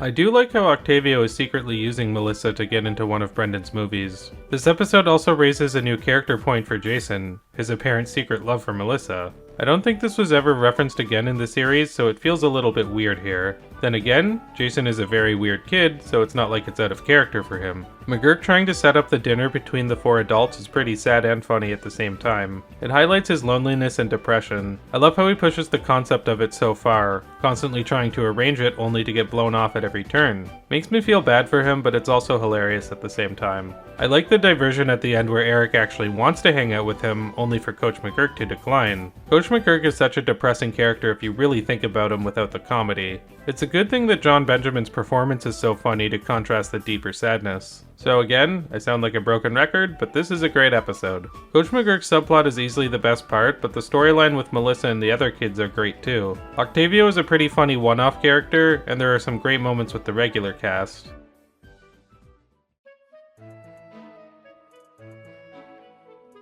The kids go to a Renaissance festival. Simple premise and makes sense since the kids like to wear costumes for their home movies. Much like Shore Leave, I remember this being one of the standout episodes in Season 3, and it certainly is. This episode comments on the constant battle between fantasy and sci-fi nerds. Maybe Kevin Smith should have been in this episode. The battle between sci-fi and fantasy fanboy cultures aren't as relevant now as they were in the early 2000s, at least as far as I know, but it still really works here. As stated earlier, this show unintentionally really works as an early 2000s time capsule. Brendon not really caring about the conflict between the sci-fi and Renaissance camps makes for some pretty great comedy too. The fight between the sci-fi and Renaissance kids at the end is a good way to wrap things up. The kids and adults attempting to speak Shakespearean tongue is pretty great too.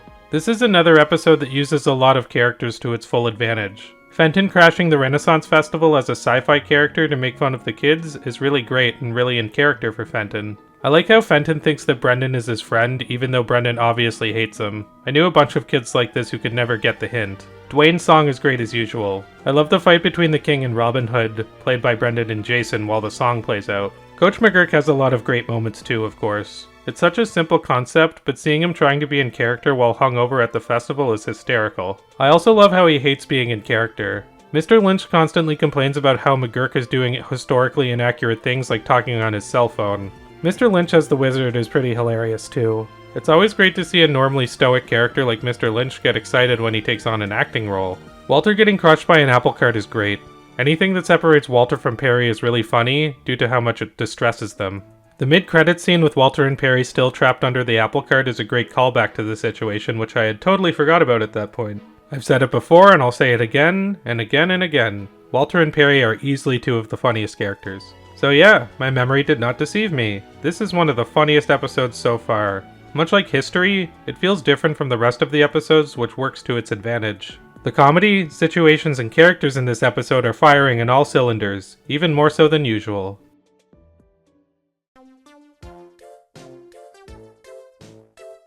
This episode follows Brendon on a journey to make a movie that tells a story backwards. Meanwhile, Andrew signs Brendon up for golfing lessons. Finally, we see the return of Andrew. He came in on the 7th episode, same as last season. Oddly enough, this is his final appearance on the show. Not sure why. Maybe Louis C.K. was caught jerking off in front of the animators. Either way, Andrew and Brendon golfing is fun. Whenever these two are bonding, great material comes from the show. This isn't really an out-of-order episode, so much as it is an episode about making an out-of-order home movie. This episode wears its inspirations on its sleeve. They directly reference Memento and Sunset Boulevard, and there are mock posters of Pulp Fiction and Reservoir Dogs in Brendon's basement. Home Movies wasn't even the only Adult Swim show to parody this style of storytelling. C-Lab 2021 did a great backwards episode too, which is worth checking out if you haven't. Coach McGurk as the caddy is probably the best part. Jason and Melissa secretly working for Brendon to rig the game in his favor is great too. The home movie that they make in this episode is pretty funny, and I love how it unintentionally mirrors Brendon and Andrew cheating at golf. I also noticed that there have been a few instances this season where a character says a swear word like shit, only to get cut off or censored. Swearing is seeming to become a bigger part of the show, which makes sense since the kids are getting more mature. This is still a really funny episode for sure, and the character chemistry is great as always. The return of Andrew is a big plus as well. However, it is my least favorite episode of this season so far, since it does feel like somewhat a missed opportunity to commit to a fully out-of-order episode. I'd say C-Lab in this case did the plot to Memento more justice. Still, not a bad episode of Home Movies.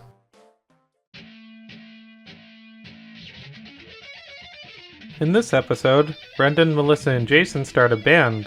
We also see more of Dwayne's personal life as he's threatened and mocked by another guitar player named Jimmy, who challenges him to a contest. This is another episode that indicates that Dwayne and his music were definitely a precursor to the type of humor found in Deathclock's music. Dwayne is kind of dim but very lovable, and his passion for music is at least very respectable. This episode adds a lot to his character, such as seeing his insecurities around another guitar player. Dwayne's dad doesn't get many scenes, but he's pretty funny when he does. This is pretty much exactly how I'd imagine a strict dad with a dim-witted kid like Dwayne. Dwayne is very sympathetic in this episode in a weird way. Even though he's neglecting his responsibilities and acts very dumb, he is very endearing at the same time. Dwayne and Clarice bonding at the end is actually kind of sweet. Oh yeah, this episode marks the return of Clarice, the girl that worked with McGurk at the coffee shop in the episode Class Trip.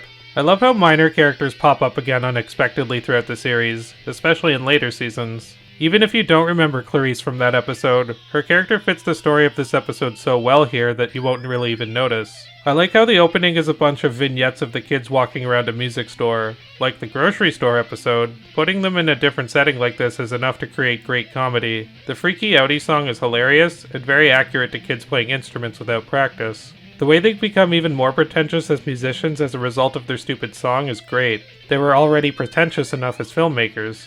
They really pushed the Freaky Outie song in this episode, which I bet was totally improvised. The Hard Day's Night reference at the end is great too. Probably one of the only movie references I actually got as a kid while watching this for the first time. This is also an episode where John Benjamin shines. Jimmy is obviously played by John Benjamin, as his voice sounds like a less congested Jason. Coach McGurk reminiscing about being a pseudo-roadie is great too. Love how he calls himself a helpie. Coach McGurk is often seen writing something down on a checkboard in many of these newer episodes. It's a hilarious little touch that shows that he likes to make himself look professional. This is another great episode that has a great conflict between Brendon, Jason, and Melissa. The subplot focused on Dwayne is great too. Probably the best part. In general, this episode lives up to its title and features some really awesome music. The guitar battle at the end is really great. You can tell that Brendon Small really wanted to play some guitar riffs for this episode, and it fits the show really well. The episode also plays the song Brendon's Camera, which is one of the most emotionally resonant songs in the series. More on that when we get to the series finale.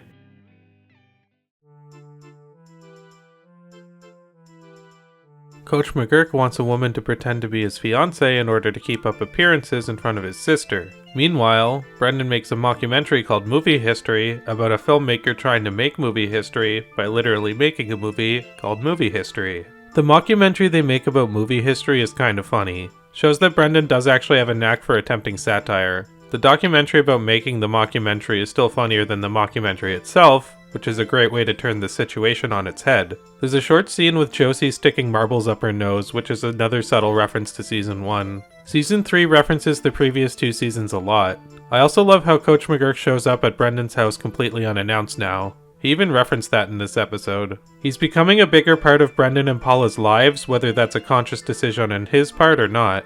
The reveal with Jason apparently not telling his parents about Brendon or Melissa is great too. It does make sense since they never show up in the series.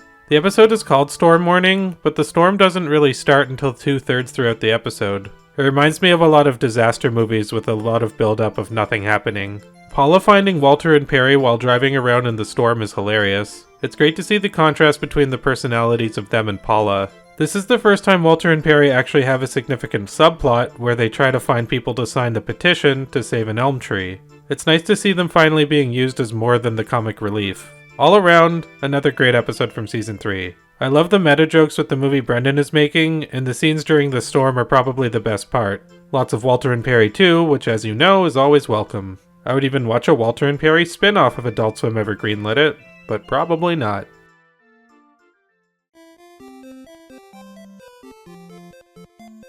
Brendon, Jason, and Melissa get detention for trespassing on school grounds while making a movie. They also watch many of their old movies they find on tapes in their basement. The kids going to detention and then going to prison is pretty hilarious, even if it is really weird. Mr. Pendlehurst is a really funny character. I had a teacher with a similar name who was also a total asshole, so it reminds me of my childhood again. He's played by Sam Cedar, who is the voice of Fenton, among other characters. For whatever reason, he's superb at voicing assholes. I love the subversion of how Pendlehurst was really a wannabe tough guy and Brendon, Jason, and Melissa actually think jail is cool after going there. The prisoners talking to the kids about the dangers of jail is great too. I love how they freak out and the kids don't react at all. They see everything as a spectacle due to making their movies. Some people might find this episode annoying due to the amount of screaming, but I think it's hilarious. Many of the voices are obviously John Benjamin and the rest of the cast. Home Movies actually has the most range for John Benjamin's voice acting I've seen in any of his shows. The scene where they find all the videotapes of the movies they've made is great and very true to kids getting sentimental over their own creations. Paula watches the Home Movies and finds that they all end with a character saying, "It's time to pay the price." Not a bad subplot, but it does feel kind of irrelevant to the rest of the episode.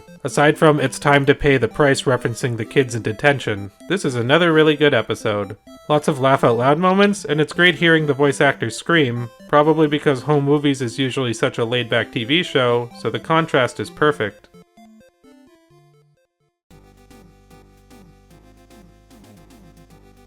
Melissa's arm gets put in a cast after Eric apparently backs his car up over her. Jason pretends to break his arm out of jealousy towards Melissa. While this is going on, Brendon starts to become worried that he's stupid due to poor grades, and Coach McGurk joins a class to learn how to become a lifeguard. The story of Brendon worried about his intelligence is a very real concern for a lot of kids. This is largely due to school being a messed up institution that unfairly encourages children to compete against each other, but don't get me started on my personal views. Brendon attempting to study and getting distracted shows that what Paula says in the episode is true. He has a creative mind and doesn't conform to the normal schooling system. There's a lot more Melissa-centered episodes this season. That's great since she's probably the most intelligent character in the show, among the adults or the kids. I love Walter and Perry's reactions to Melissa's story of breaking her arm. One of my favorite aspects of Jason's character is how he can't commit to his ideals, like how he says he's not going to sign Melissa's cast, but does so anyway. He really feels like a 7-year-old in this regard. I also really like how Jason pretends to have broken his arm to get the same attention that Melissa was getting. Brendon also tries the same thing, but in this case, it's to get out of a science test. It's also funny that Brendon tried to break his arm instead of study, and then once he actually studied, he accidentally broke his arm for real. The twist is great too, revealing Melissa didn't actually break her arm and refuses to believe Brendon for this reason. Coach McGurk has great chemistry with the lifeguard class instructor, who acts like a drill sergeant. McGurk getting a head injury and constantly bleeding and growing bumps on his head is really gross but hilarious at the same time. The Baywatch parody with McGurk at the end is pretty great, along with the Trust Yourself song. Overall, another really great episode with really clever dynamics between the kids, and a great subplot with Coach McGurk. It's also a very relatable story with Brendon questioning his own intelligence. The relatability and character dynamics are part of what makes this, and every other episodes of home movies for that matter, so insanely rewatchable.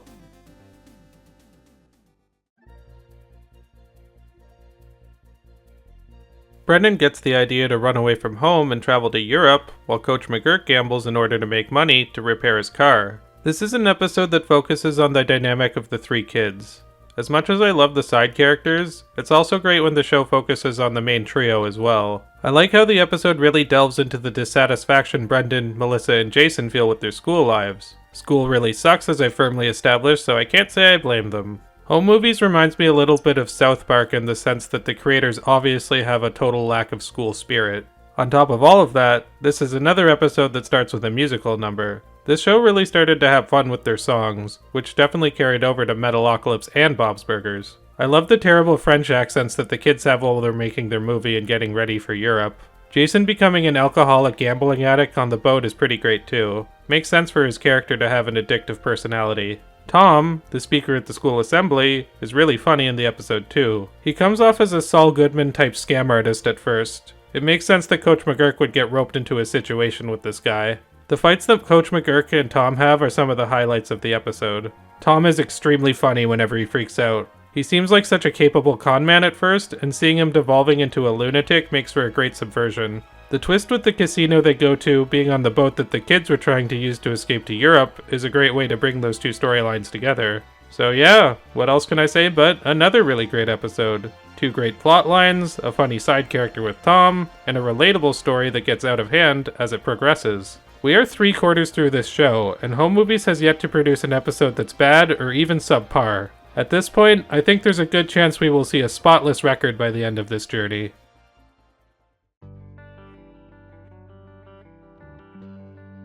This episode follows the birth of Andrew and Linda's child, which was hinted at in Season 2.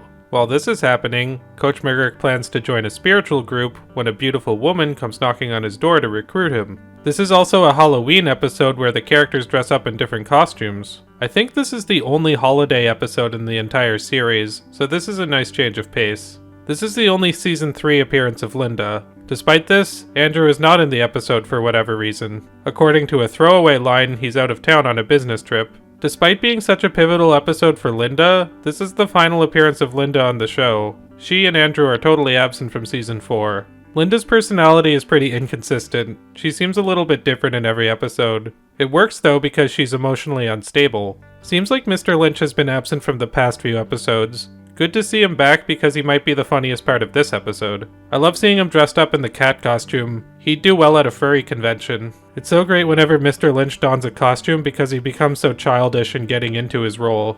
The contrast of the Halloween costumes at the hospital is really funny. This episode has a lot of really funny visuals actually, such as the doctor smoking a cigar while he's performing the operation. Brendon's fish costume is hilarious, especially when he's yelling at Linda. My son, Brendon. Knock! Oh, well, You! Brendon wanting to tape the birth of Linda's child makes sense for his character too.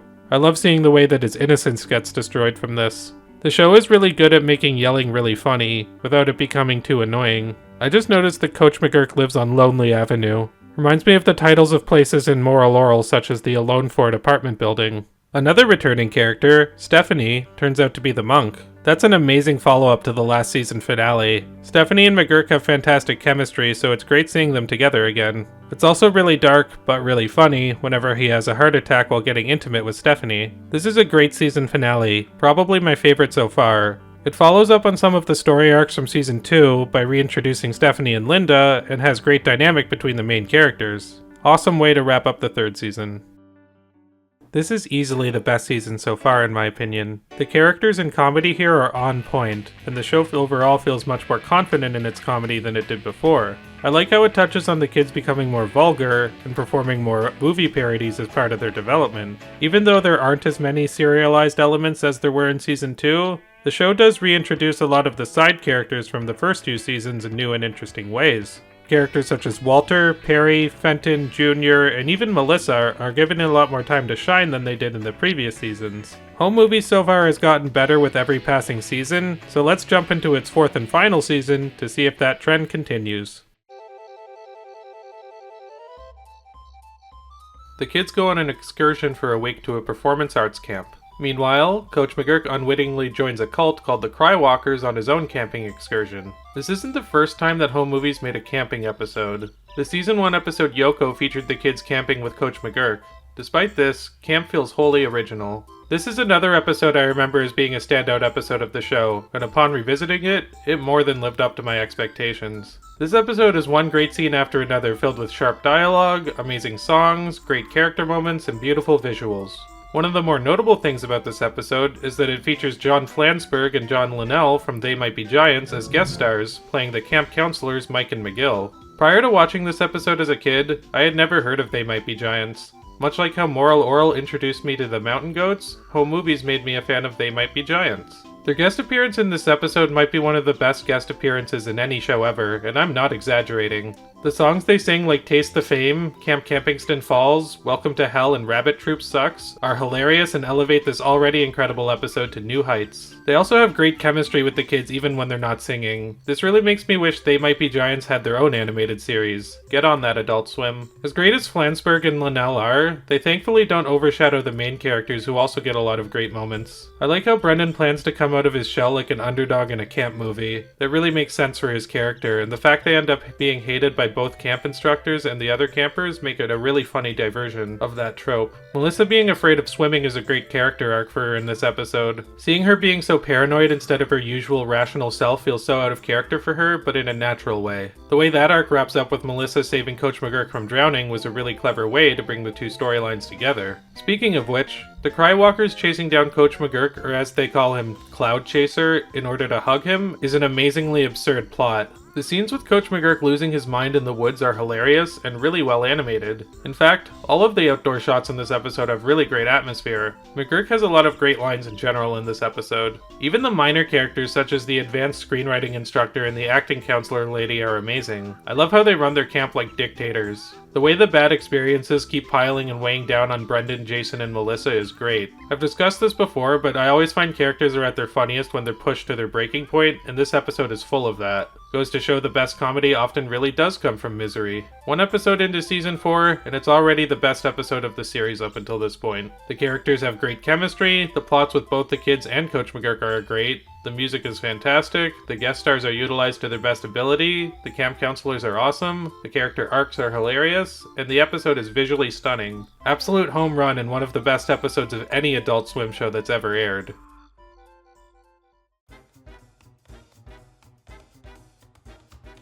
Brendon gets the opportunity to direct a school play. This is a pretty simple plot, but it works really well for this show. Brendon being a director and Melissa and Jason being actors makes this plot feel very natural. This episode is very fast-paced, which is a good thing because it really captures the hectic nature of putting a play together. Much like how the last episode was about everything that could go wrong at camp, This is about everything that could go wrong during the production of a play, kind of like Slings and Arrows.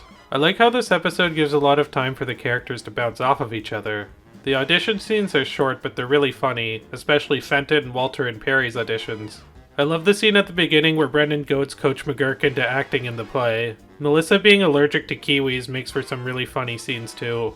Also like the previous episode, I like seeing Melissa getting pushed to a breaking point since she's usually the most mature and responsible out of the three main kids. To top it all off, this episode marks the return of Shannon, who was absent in Season 3. It's already an amazing episode for that reason alone. I love how he threatens Brendon for the lead role but does so in a nonchalant way. It's very Shannon. The scenes between Fenton and Shannon are the highlights of the episode for me. I always thought they would have great chemistry, and this episode proves me right. Shannon beating up Fenton is something I've wanted to see for the past 2 seasons. It's almost like their plot of this episode was a personal fanfiction that I wrote. The musical numbers are hilarious as always. Not quite on par with the last episode, but they're still really good. You can really tell that there's a lot of improvisational humor gone into the songs as well. It makes me want to watch the whole Bye Greasy play that they're making. Coach McGurk giving a really great vocal performance only to be muffled by the car is pretty fantastic, and I love how he ditches the car on the stage. Jason has some pretty great moments too, like when he's constantly forgetting his lines. This is another great episode which features a lot of great musical numbers and moments for all of the characters. An episode featuring both Fenton and Shannon has to be gold, especially when they're working off of each other. Even if it doesn't quite reach the heights of camp, Bye Greasy is another home run for Season 4.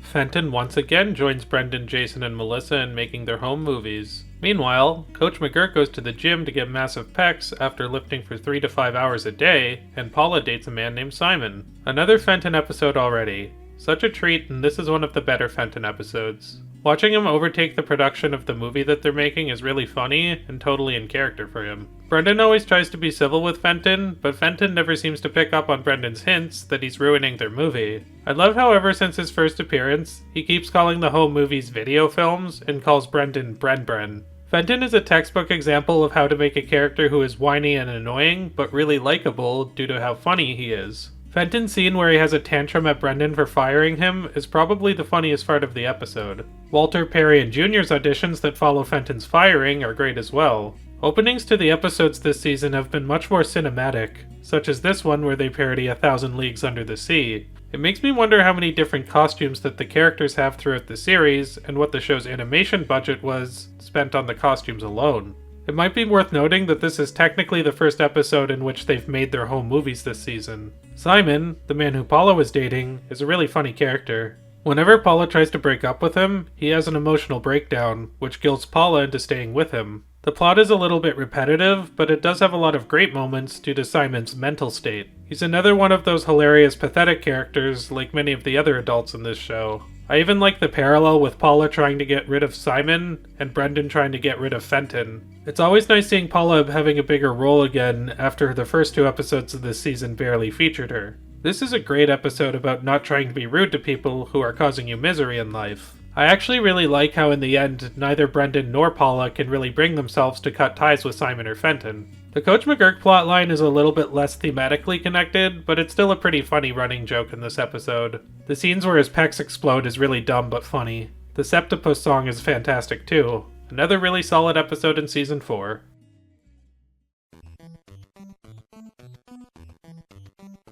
Brendon becomes a movie critic, which distracts him from creating his own movies. While that is happening, Mr. Lynch becomes the new interim principal for the school. This is another episode where Brendon, Jason, and Melissa are not primarily making their movies, and instead are focused on other endeavors. I love how Brendon becomes a pretentious film critic and has a high opinion of his own opinions. Brendon would do well in the Letterboxd community.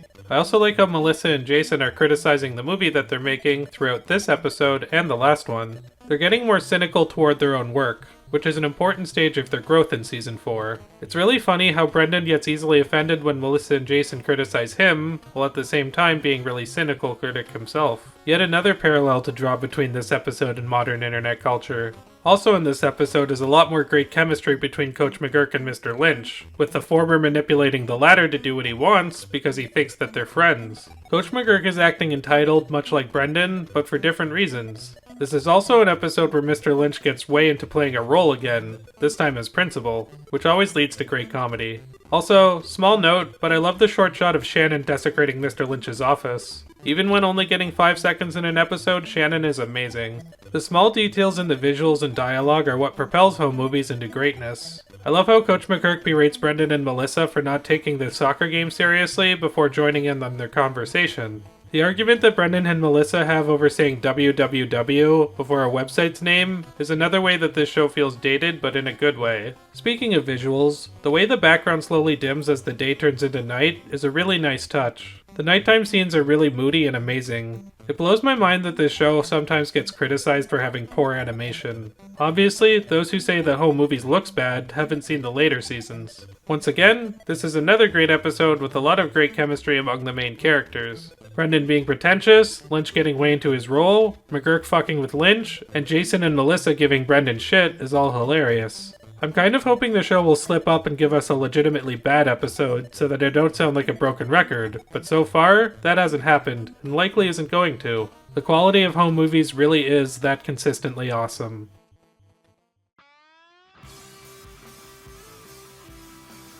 Brendon, Jason, and Melissa look for a budget for their movie The Wizard's Baker, but Brendon joins the Skunk Scouts in order to get out of doing it. Coach McGurk also buys a bunch of swords. Brendon, Melissa, and Jason looking for a budget for their home movie shows how seriously they take their projects. Jason and Melissa even make action figures and posters for the movie, which really plays into their delusions of grandeur that kids often have. Jason and Melissa have a lot of great parts in this episode, especially when they're trying to be businessmen. The scene with them going door to door is such a great way to feature cameos from a bunch of the minor characters from the past episodes. Brendon avoiding Jason and Melissa in order to not make the movie is a very important character arc for him. Brendon from season 1 wouldn't do something like this. You can really tell that he's getting tired of making his movies. Brendon even admits that he's losing interest in his projects and is realizing that making his movies are taking away from other opportunities, such as joining a group like the Skunk Scouts. There's something kind of freeing watching Brendon participate in the Skunkwood Derby without his movies on his mind. Also, this episode features the return of Mr. Lindenson as the Skunk Scout leader. What happened to him being Paula's boss? I still have no idea why this show dropped that storyline, but regardless, I'm glad to see him return. Coach McGurk watching a sword-selling show on television while alone and drunk is really pathetic and funny. Coach McGurk getting angrier for not being able to return the sword he bought is great. He bought them when he was too drunk to realize what was going on, which is pretty obvious. This kinda reminds me of the Cash for Gold episode of South Park. Coach McGurk trying to bargain at the supermarket with his swords is pretty fantastic, and this episode features one of Coach McGurk's best moments near the end. Spaghetti time. The Wizard's Baker song at the beginning is amazing. It goes on for a minute and a half before the plot of the episode starts. There's an instrumental of the Wizard Baker's song playing in the background of many scenes, and probably in the background of my narration right now. The music, like the animation and humor, improves with every season. So yes, this is another really great episode. The best part of this episode is seeing Brendon becoming so disillusioned with making his home movies and trying to be a normal kid who goes to Skunk Scouts. Great development for his character. The side plots with Jason and Melissa looking for investors and Coach McGurk trying to buy swords are great too. I also really love the references to Coffins and Cradles with Mr. Lynch dressing up as a cat in the credits.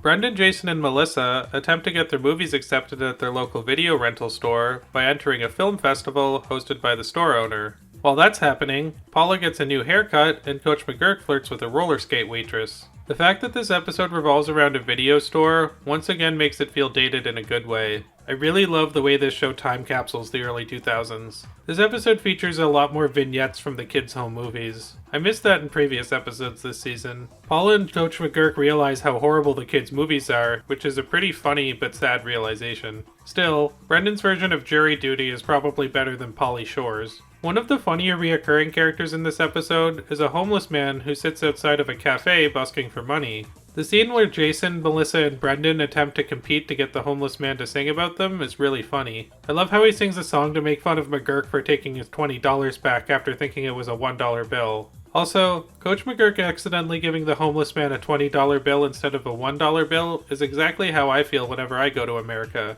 You Yankees really need to start printing your bills in different colors, like our Canadian Monopoly money. Speaking of money, there's a theme in this episode about tipping, from Coach McGurk tipping the waitress, Paula tipping her barber, Brendon, Jason, and Melissa tipping the movie rental guy, as well as the homeless man. There's a great commentary about some people feel like they can treat other people like shit due to the feeling of entitlement they get from tipping them. It also plays once again into how many of the characters in this show are bad with money. My favorite storyline in this episode is Coach McGurk getting a crush on the diner girl who flirts with him. Fred, the waitress, starts looking out like a scam artist, but as the episode continues, it's revealed that she's mostly really dumb and oblivious. I like how it subverted my expectations. There's a really funny twist at the end of this storyline, where it's revealed that Fred is in a relationship with the homeless man. I love how Coach McGurk attacks him and takes his guitar. The Watch It Again song he sings at the end with the stolen guitar is one of the best songs in the entire series. Easily the best part of this episode. So yeah, another great episode. I like the commentary with money, the parts with the homeless man, and the interactions between the characters a lot. The Watch It Again song at the end also elevates this episode pretty highly. Even without that song, there's so much greatness to be found here.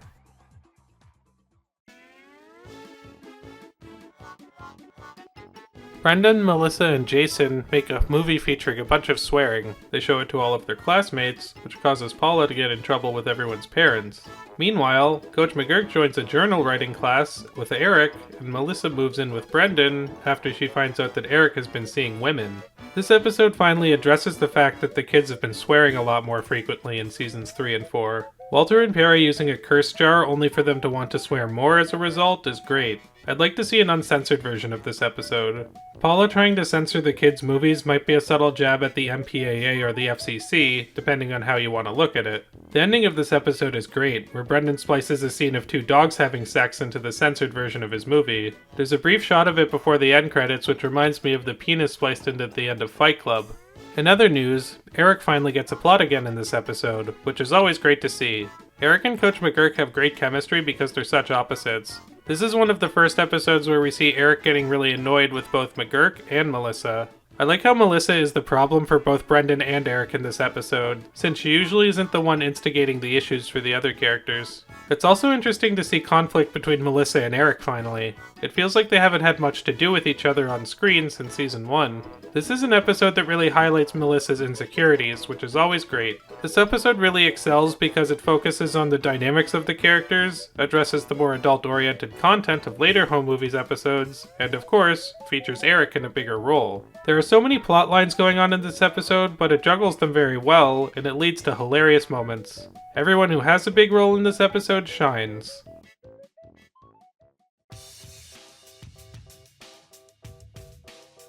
Jason gets a pet bird named Tonto.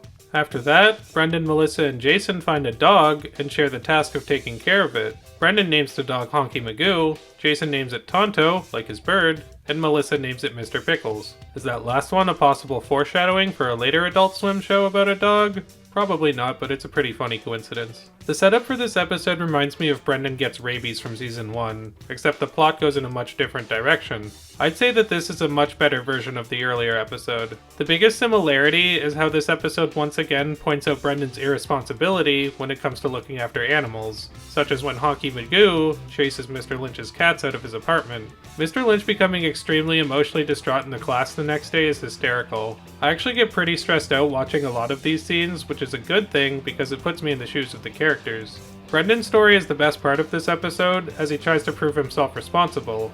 I love how Brendon almost gets close to training the dog, only to have it freak out and be taken away by its previous owners. Brendon is smart, but he has a lack of self-awareness, proved in the scenes where he condescends Melissa and Jason. Paula pinning a note to Brendon's chest and have him not noticing it is probably the funniest scene to represent all of this.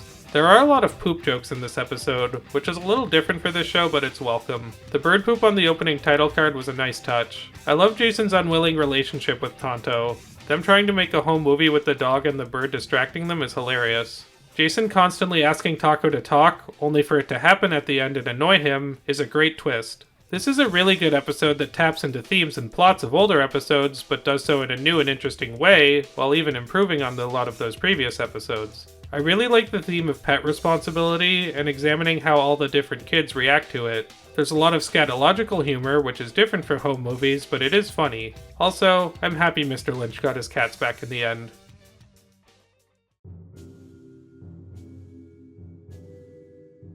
Jason has a crush on a girl named Penny and tries to get Brendon involved to win her over. While that's happening, Brendon finds the answers to Mr. Lynch's upcoming test, and Coach McGurk has to retake his driving test. The first thing that stands out to me in this episode is how cinematic it is.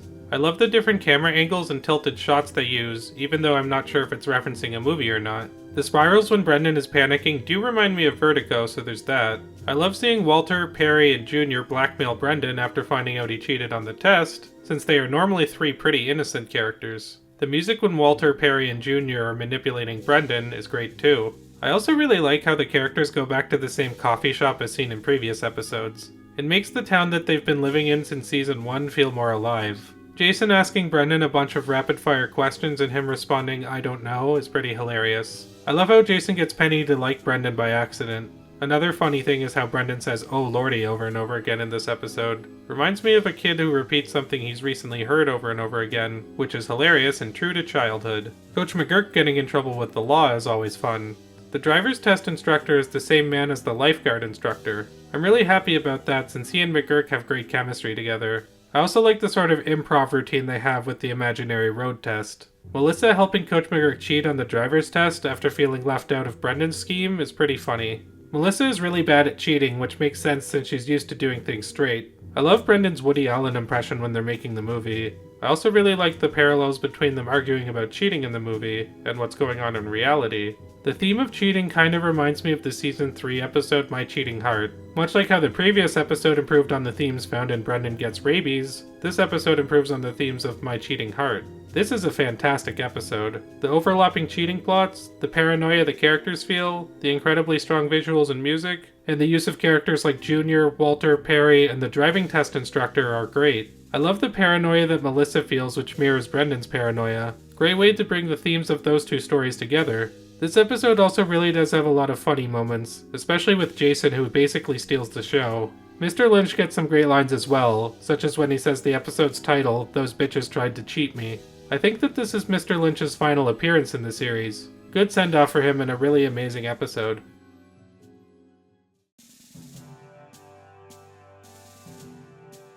Brendon finally scores a goal during a soccer game, which breaks the undefeated saving record of the rival goalie Cho. Brendon also makes a movie which is a rip-off of Amelie called Amy Lee. Meanwhile, Coach McGurk becomes emotional due to being reminded of his past as a Scottish Highland dancer. This is one of the few episodes that actually seems to have a focus on the kids' soccer games. In most episodes, the joke is that the characters don't care about soccer despite playing it so often. It's really funny to think about how this is one of the last episodes of the show, but arguably the first one to feature the characters actually caring about soccer. A subplot in this episode follows Brendon, Melissa, and Jason agreeing to hang out with Walter and Perry due to them quote-unquote saving Brendon and Melissa from Cho. This once again gives Walter and Perry a prominent role, which is always great to see. I love how Walter and Perry are innocent on the surface, which allows them to say and do fucked up things. That's one of the character traits that really separates Walter and Perry from Andy and Ollie on Bob's Burgers. This episode also marks the return of Brendon's grandfather. Hilarious character, so it's great to see him again. The scene where Brendon's grandfather encourages Brendon to keep hitting him is one of the funniest scenes in the episode. McGurk's plot in this episode is really absurd, but that's why it's so funny. I love seeing him getting really emotional when he remembers his past as a Scottish Highland dancer. It's such a weird added dimension for the character. The scene where Coach McGurk transforms into a Scottish Highland dancer again is pretty awesome. It takes a base plot of having a traumatic past and subverts it in a really bizarre but effective way. Cho coming to the realization about his father pushing him too hard is a great twist. I love how Brendon casts Cho in his movie upon seeing his more emotional side. Even though Cho only appears in this episode, he has a surprising amount of depth. All the kids have a different reaction to Cho, which is pretty funny to see. Brendon sees him as a threat, Melissa sees him as attractive, and Jason sees him as someone who makes bad one-liners. Melissa beating up Brendon due to Cho's change in the end is a great way to cap off that storyline. This is another phenomenal episode. Love the plots with McGurk, Cho, Walter, and Perry, and Brendon, Jason, and Melissa have great interactions with all of them. Small lines from Fenton are great too. Some of the humor here is pretty absurd, especially with Coach McGurk being a Scottish dancer, but it's always very funny, no matter how absurd it is.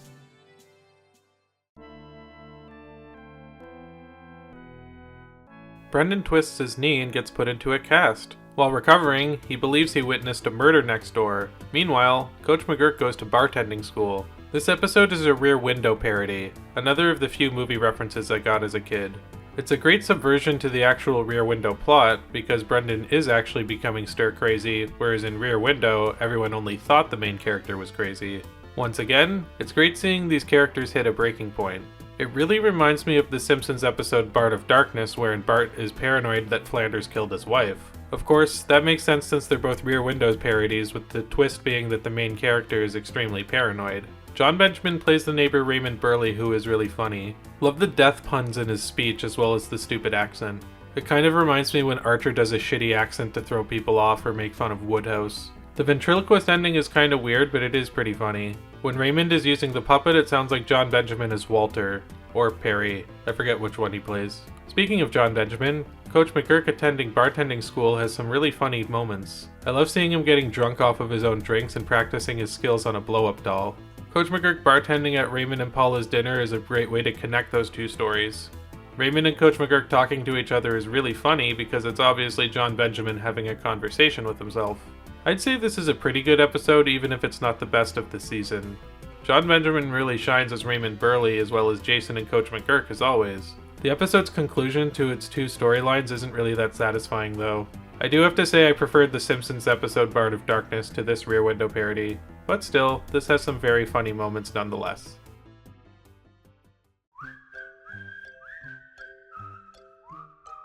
Coach McGurk goes to get laser eye surgery while Brendon, Jason, and Melissa learn about their family heritages. Brendon, Paula, and Josie accompany Coach McGurk to his laser eye surgery, which is pretty weird.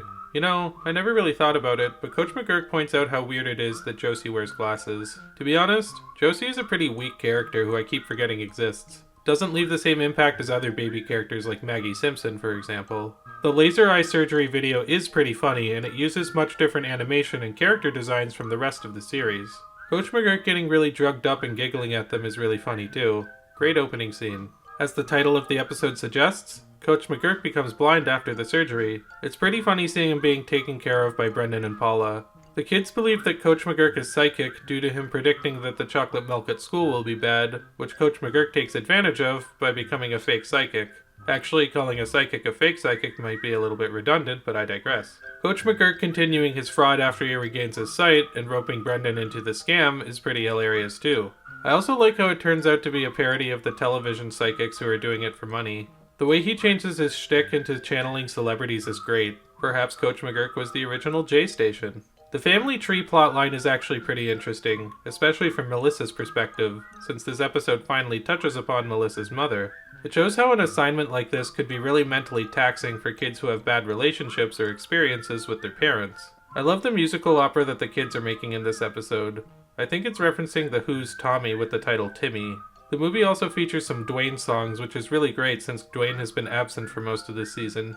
Another really solid episode. I love Coach McGurk's half especially. Seeing him become blind and then using that to scam people is awesome. The plot about the family trees I don't find as funny, but it still leads to some very good moments. The rock opera is pretty funny too. Not a bad penultimate episode.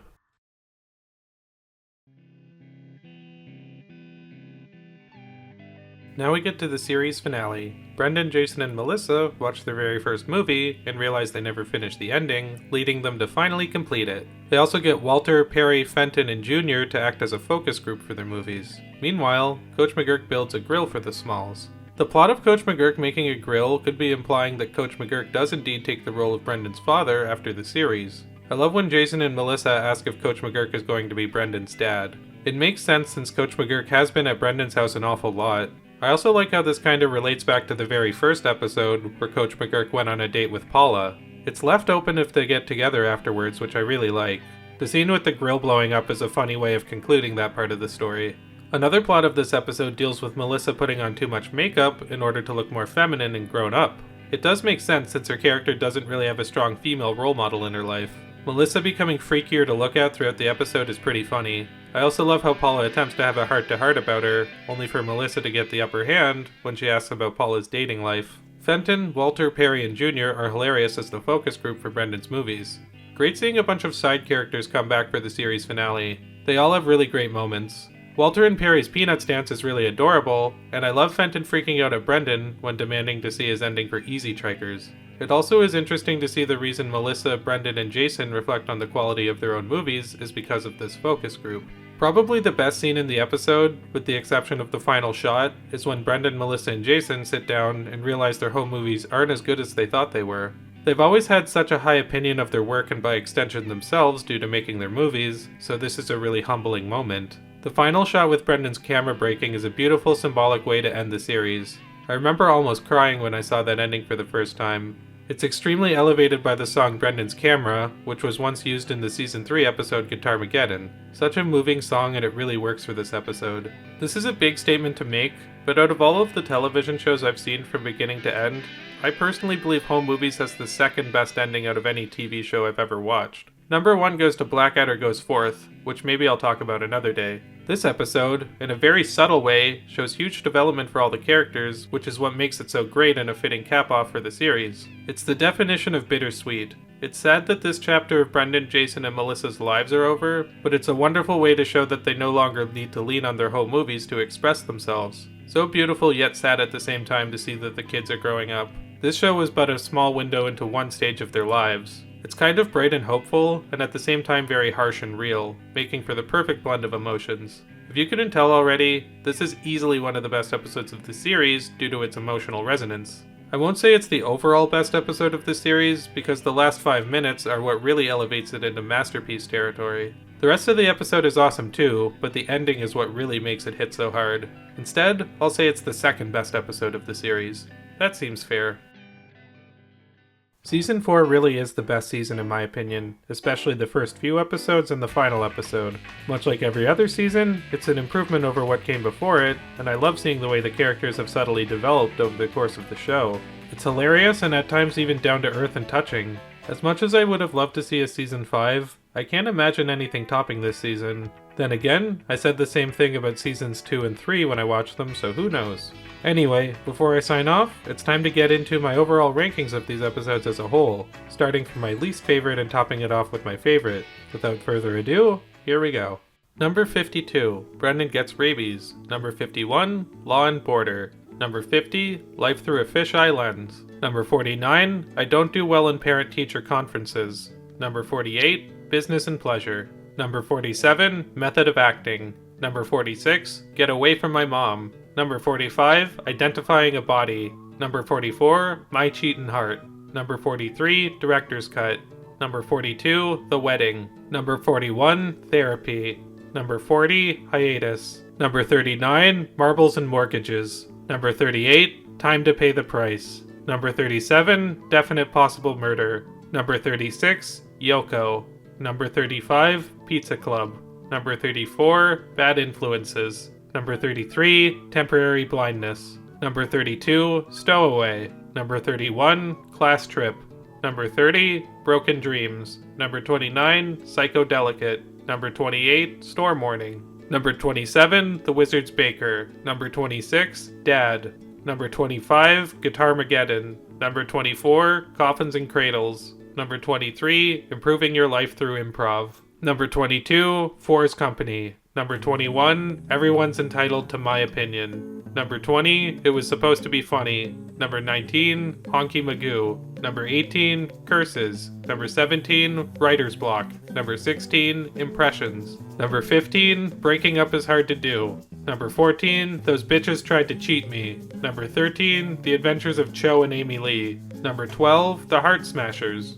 Number 11, Brendon's Choice. Number 10, School Nurse. Number 9, Politics. Number 8, Bye Greasy. Number 7, The Art of the Sucker Punch. Number 6, Renaissance. Number 5, History. Number 4, Shore Leave. Number 3, The Party. Number 2, Focus Grill. And number 1, Camp. I have no problem saying that, beyond a shadow of a doubt in my mind, Home Movies is one of the greatest television shows ever made. As much as I love Bob's Burgers, Metalocalypse, Dr. Katz, and even Lucy the Daughter of the Devil, Home Movies still stands out to me as both Lauren Bouchard and Brendon Small's best work. It also rivals Moral Laurel as Adult Swim's best show in my opinion, which in and of itself is saying a lot.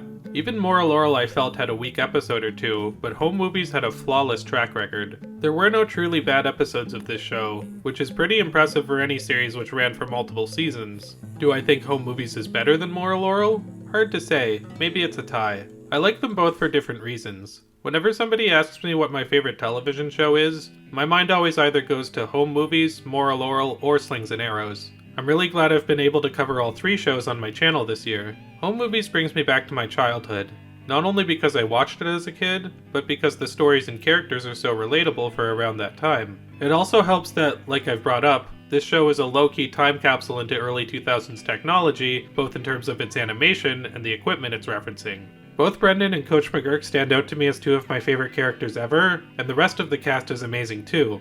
The dialogue is sharp and smart, and the mix of scripted comedy and improv works really well. Any way you look at it, Home Movies is an absolute masterpiece of television. Special thanks to Hilly and Bran for supporting this channel on Patreon. If you'd like to support me as well, follow the links in the video description to donate to my channel on Patreon or PayPal. Also join my Discord server to talk to me and a few of my other subscribers. If you feel so inclined, you can also like, comment, subscribe, and share for more videos. And if you like this video, maybe follow Coach McGurk's advice and watch it again.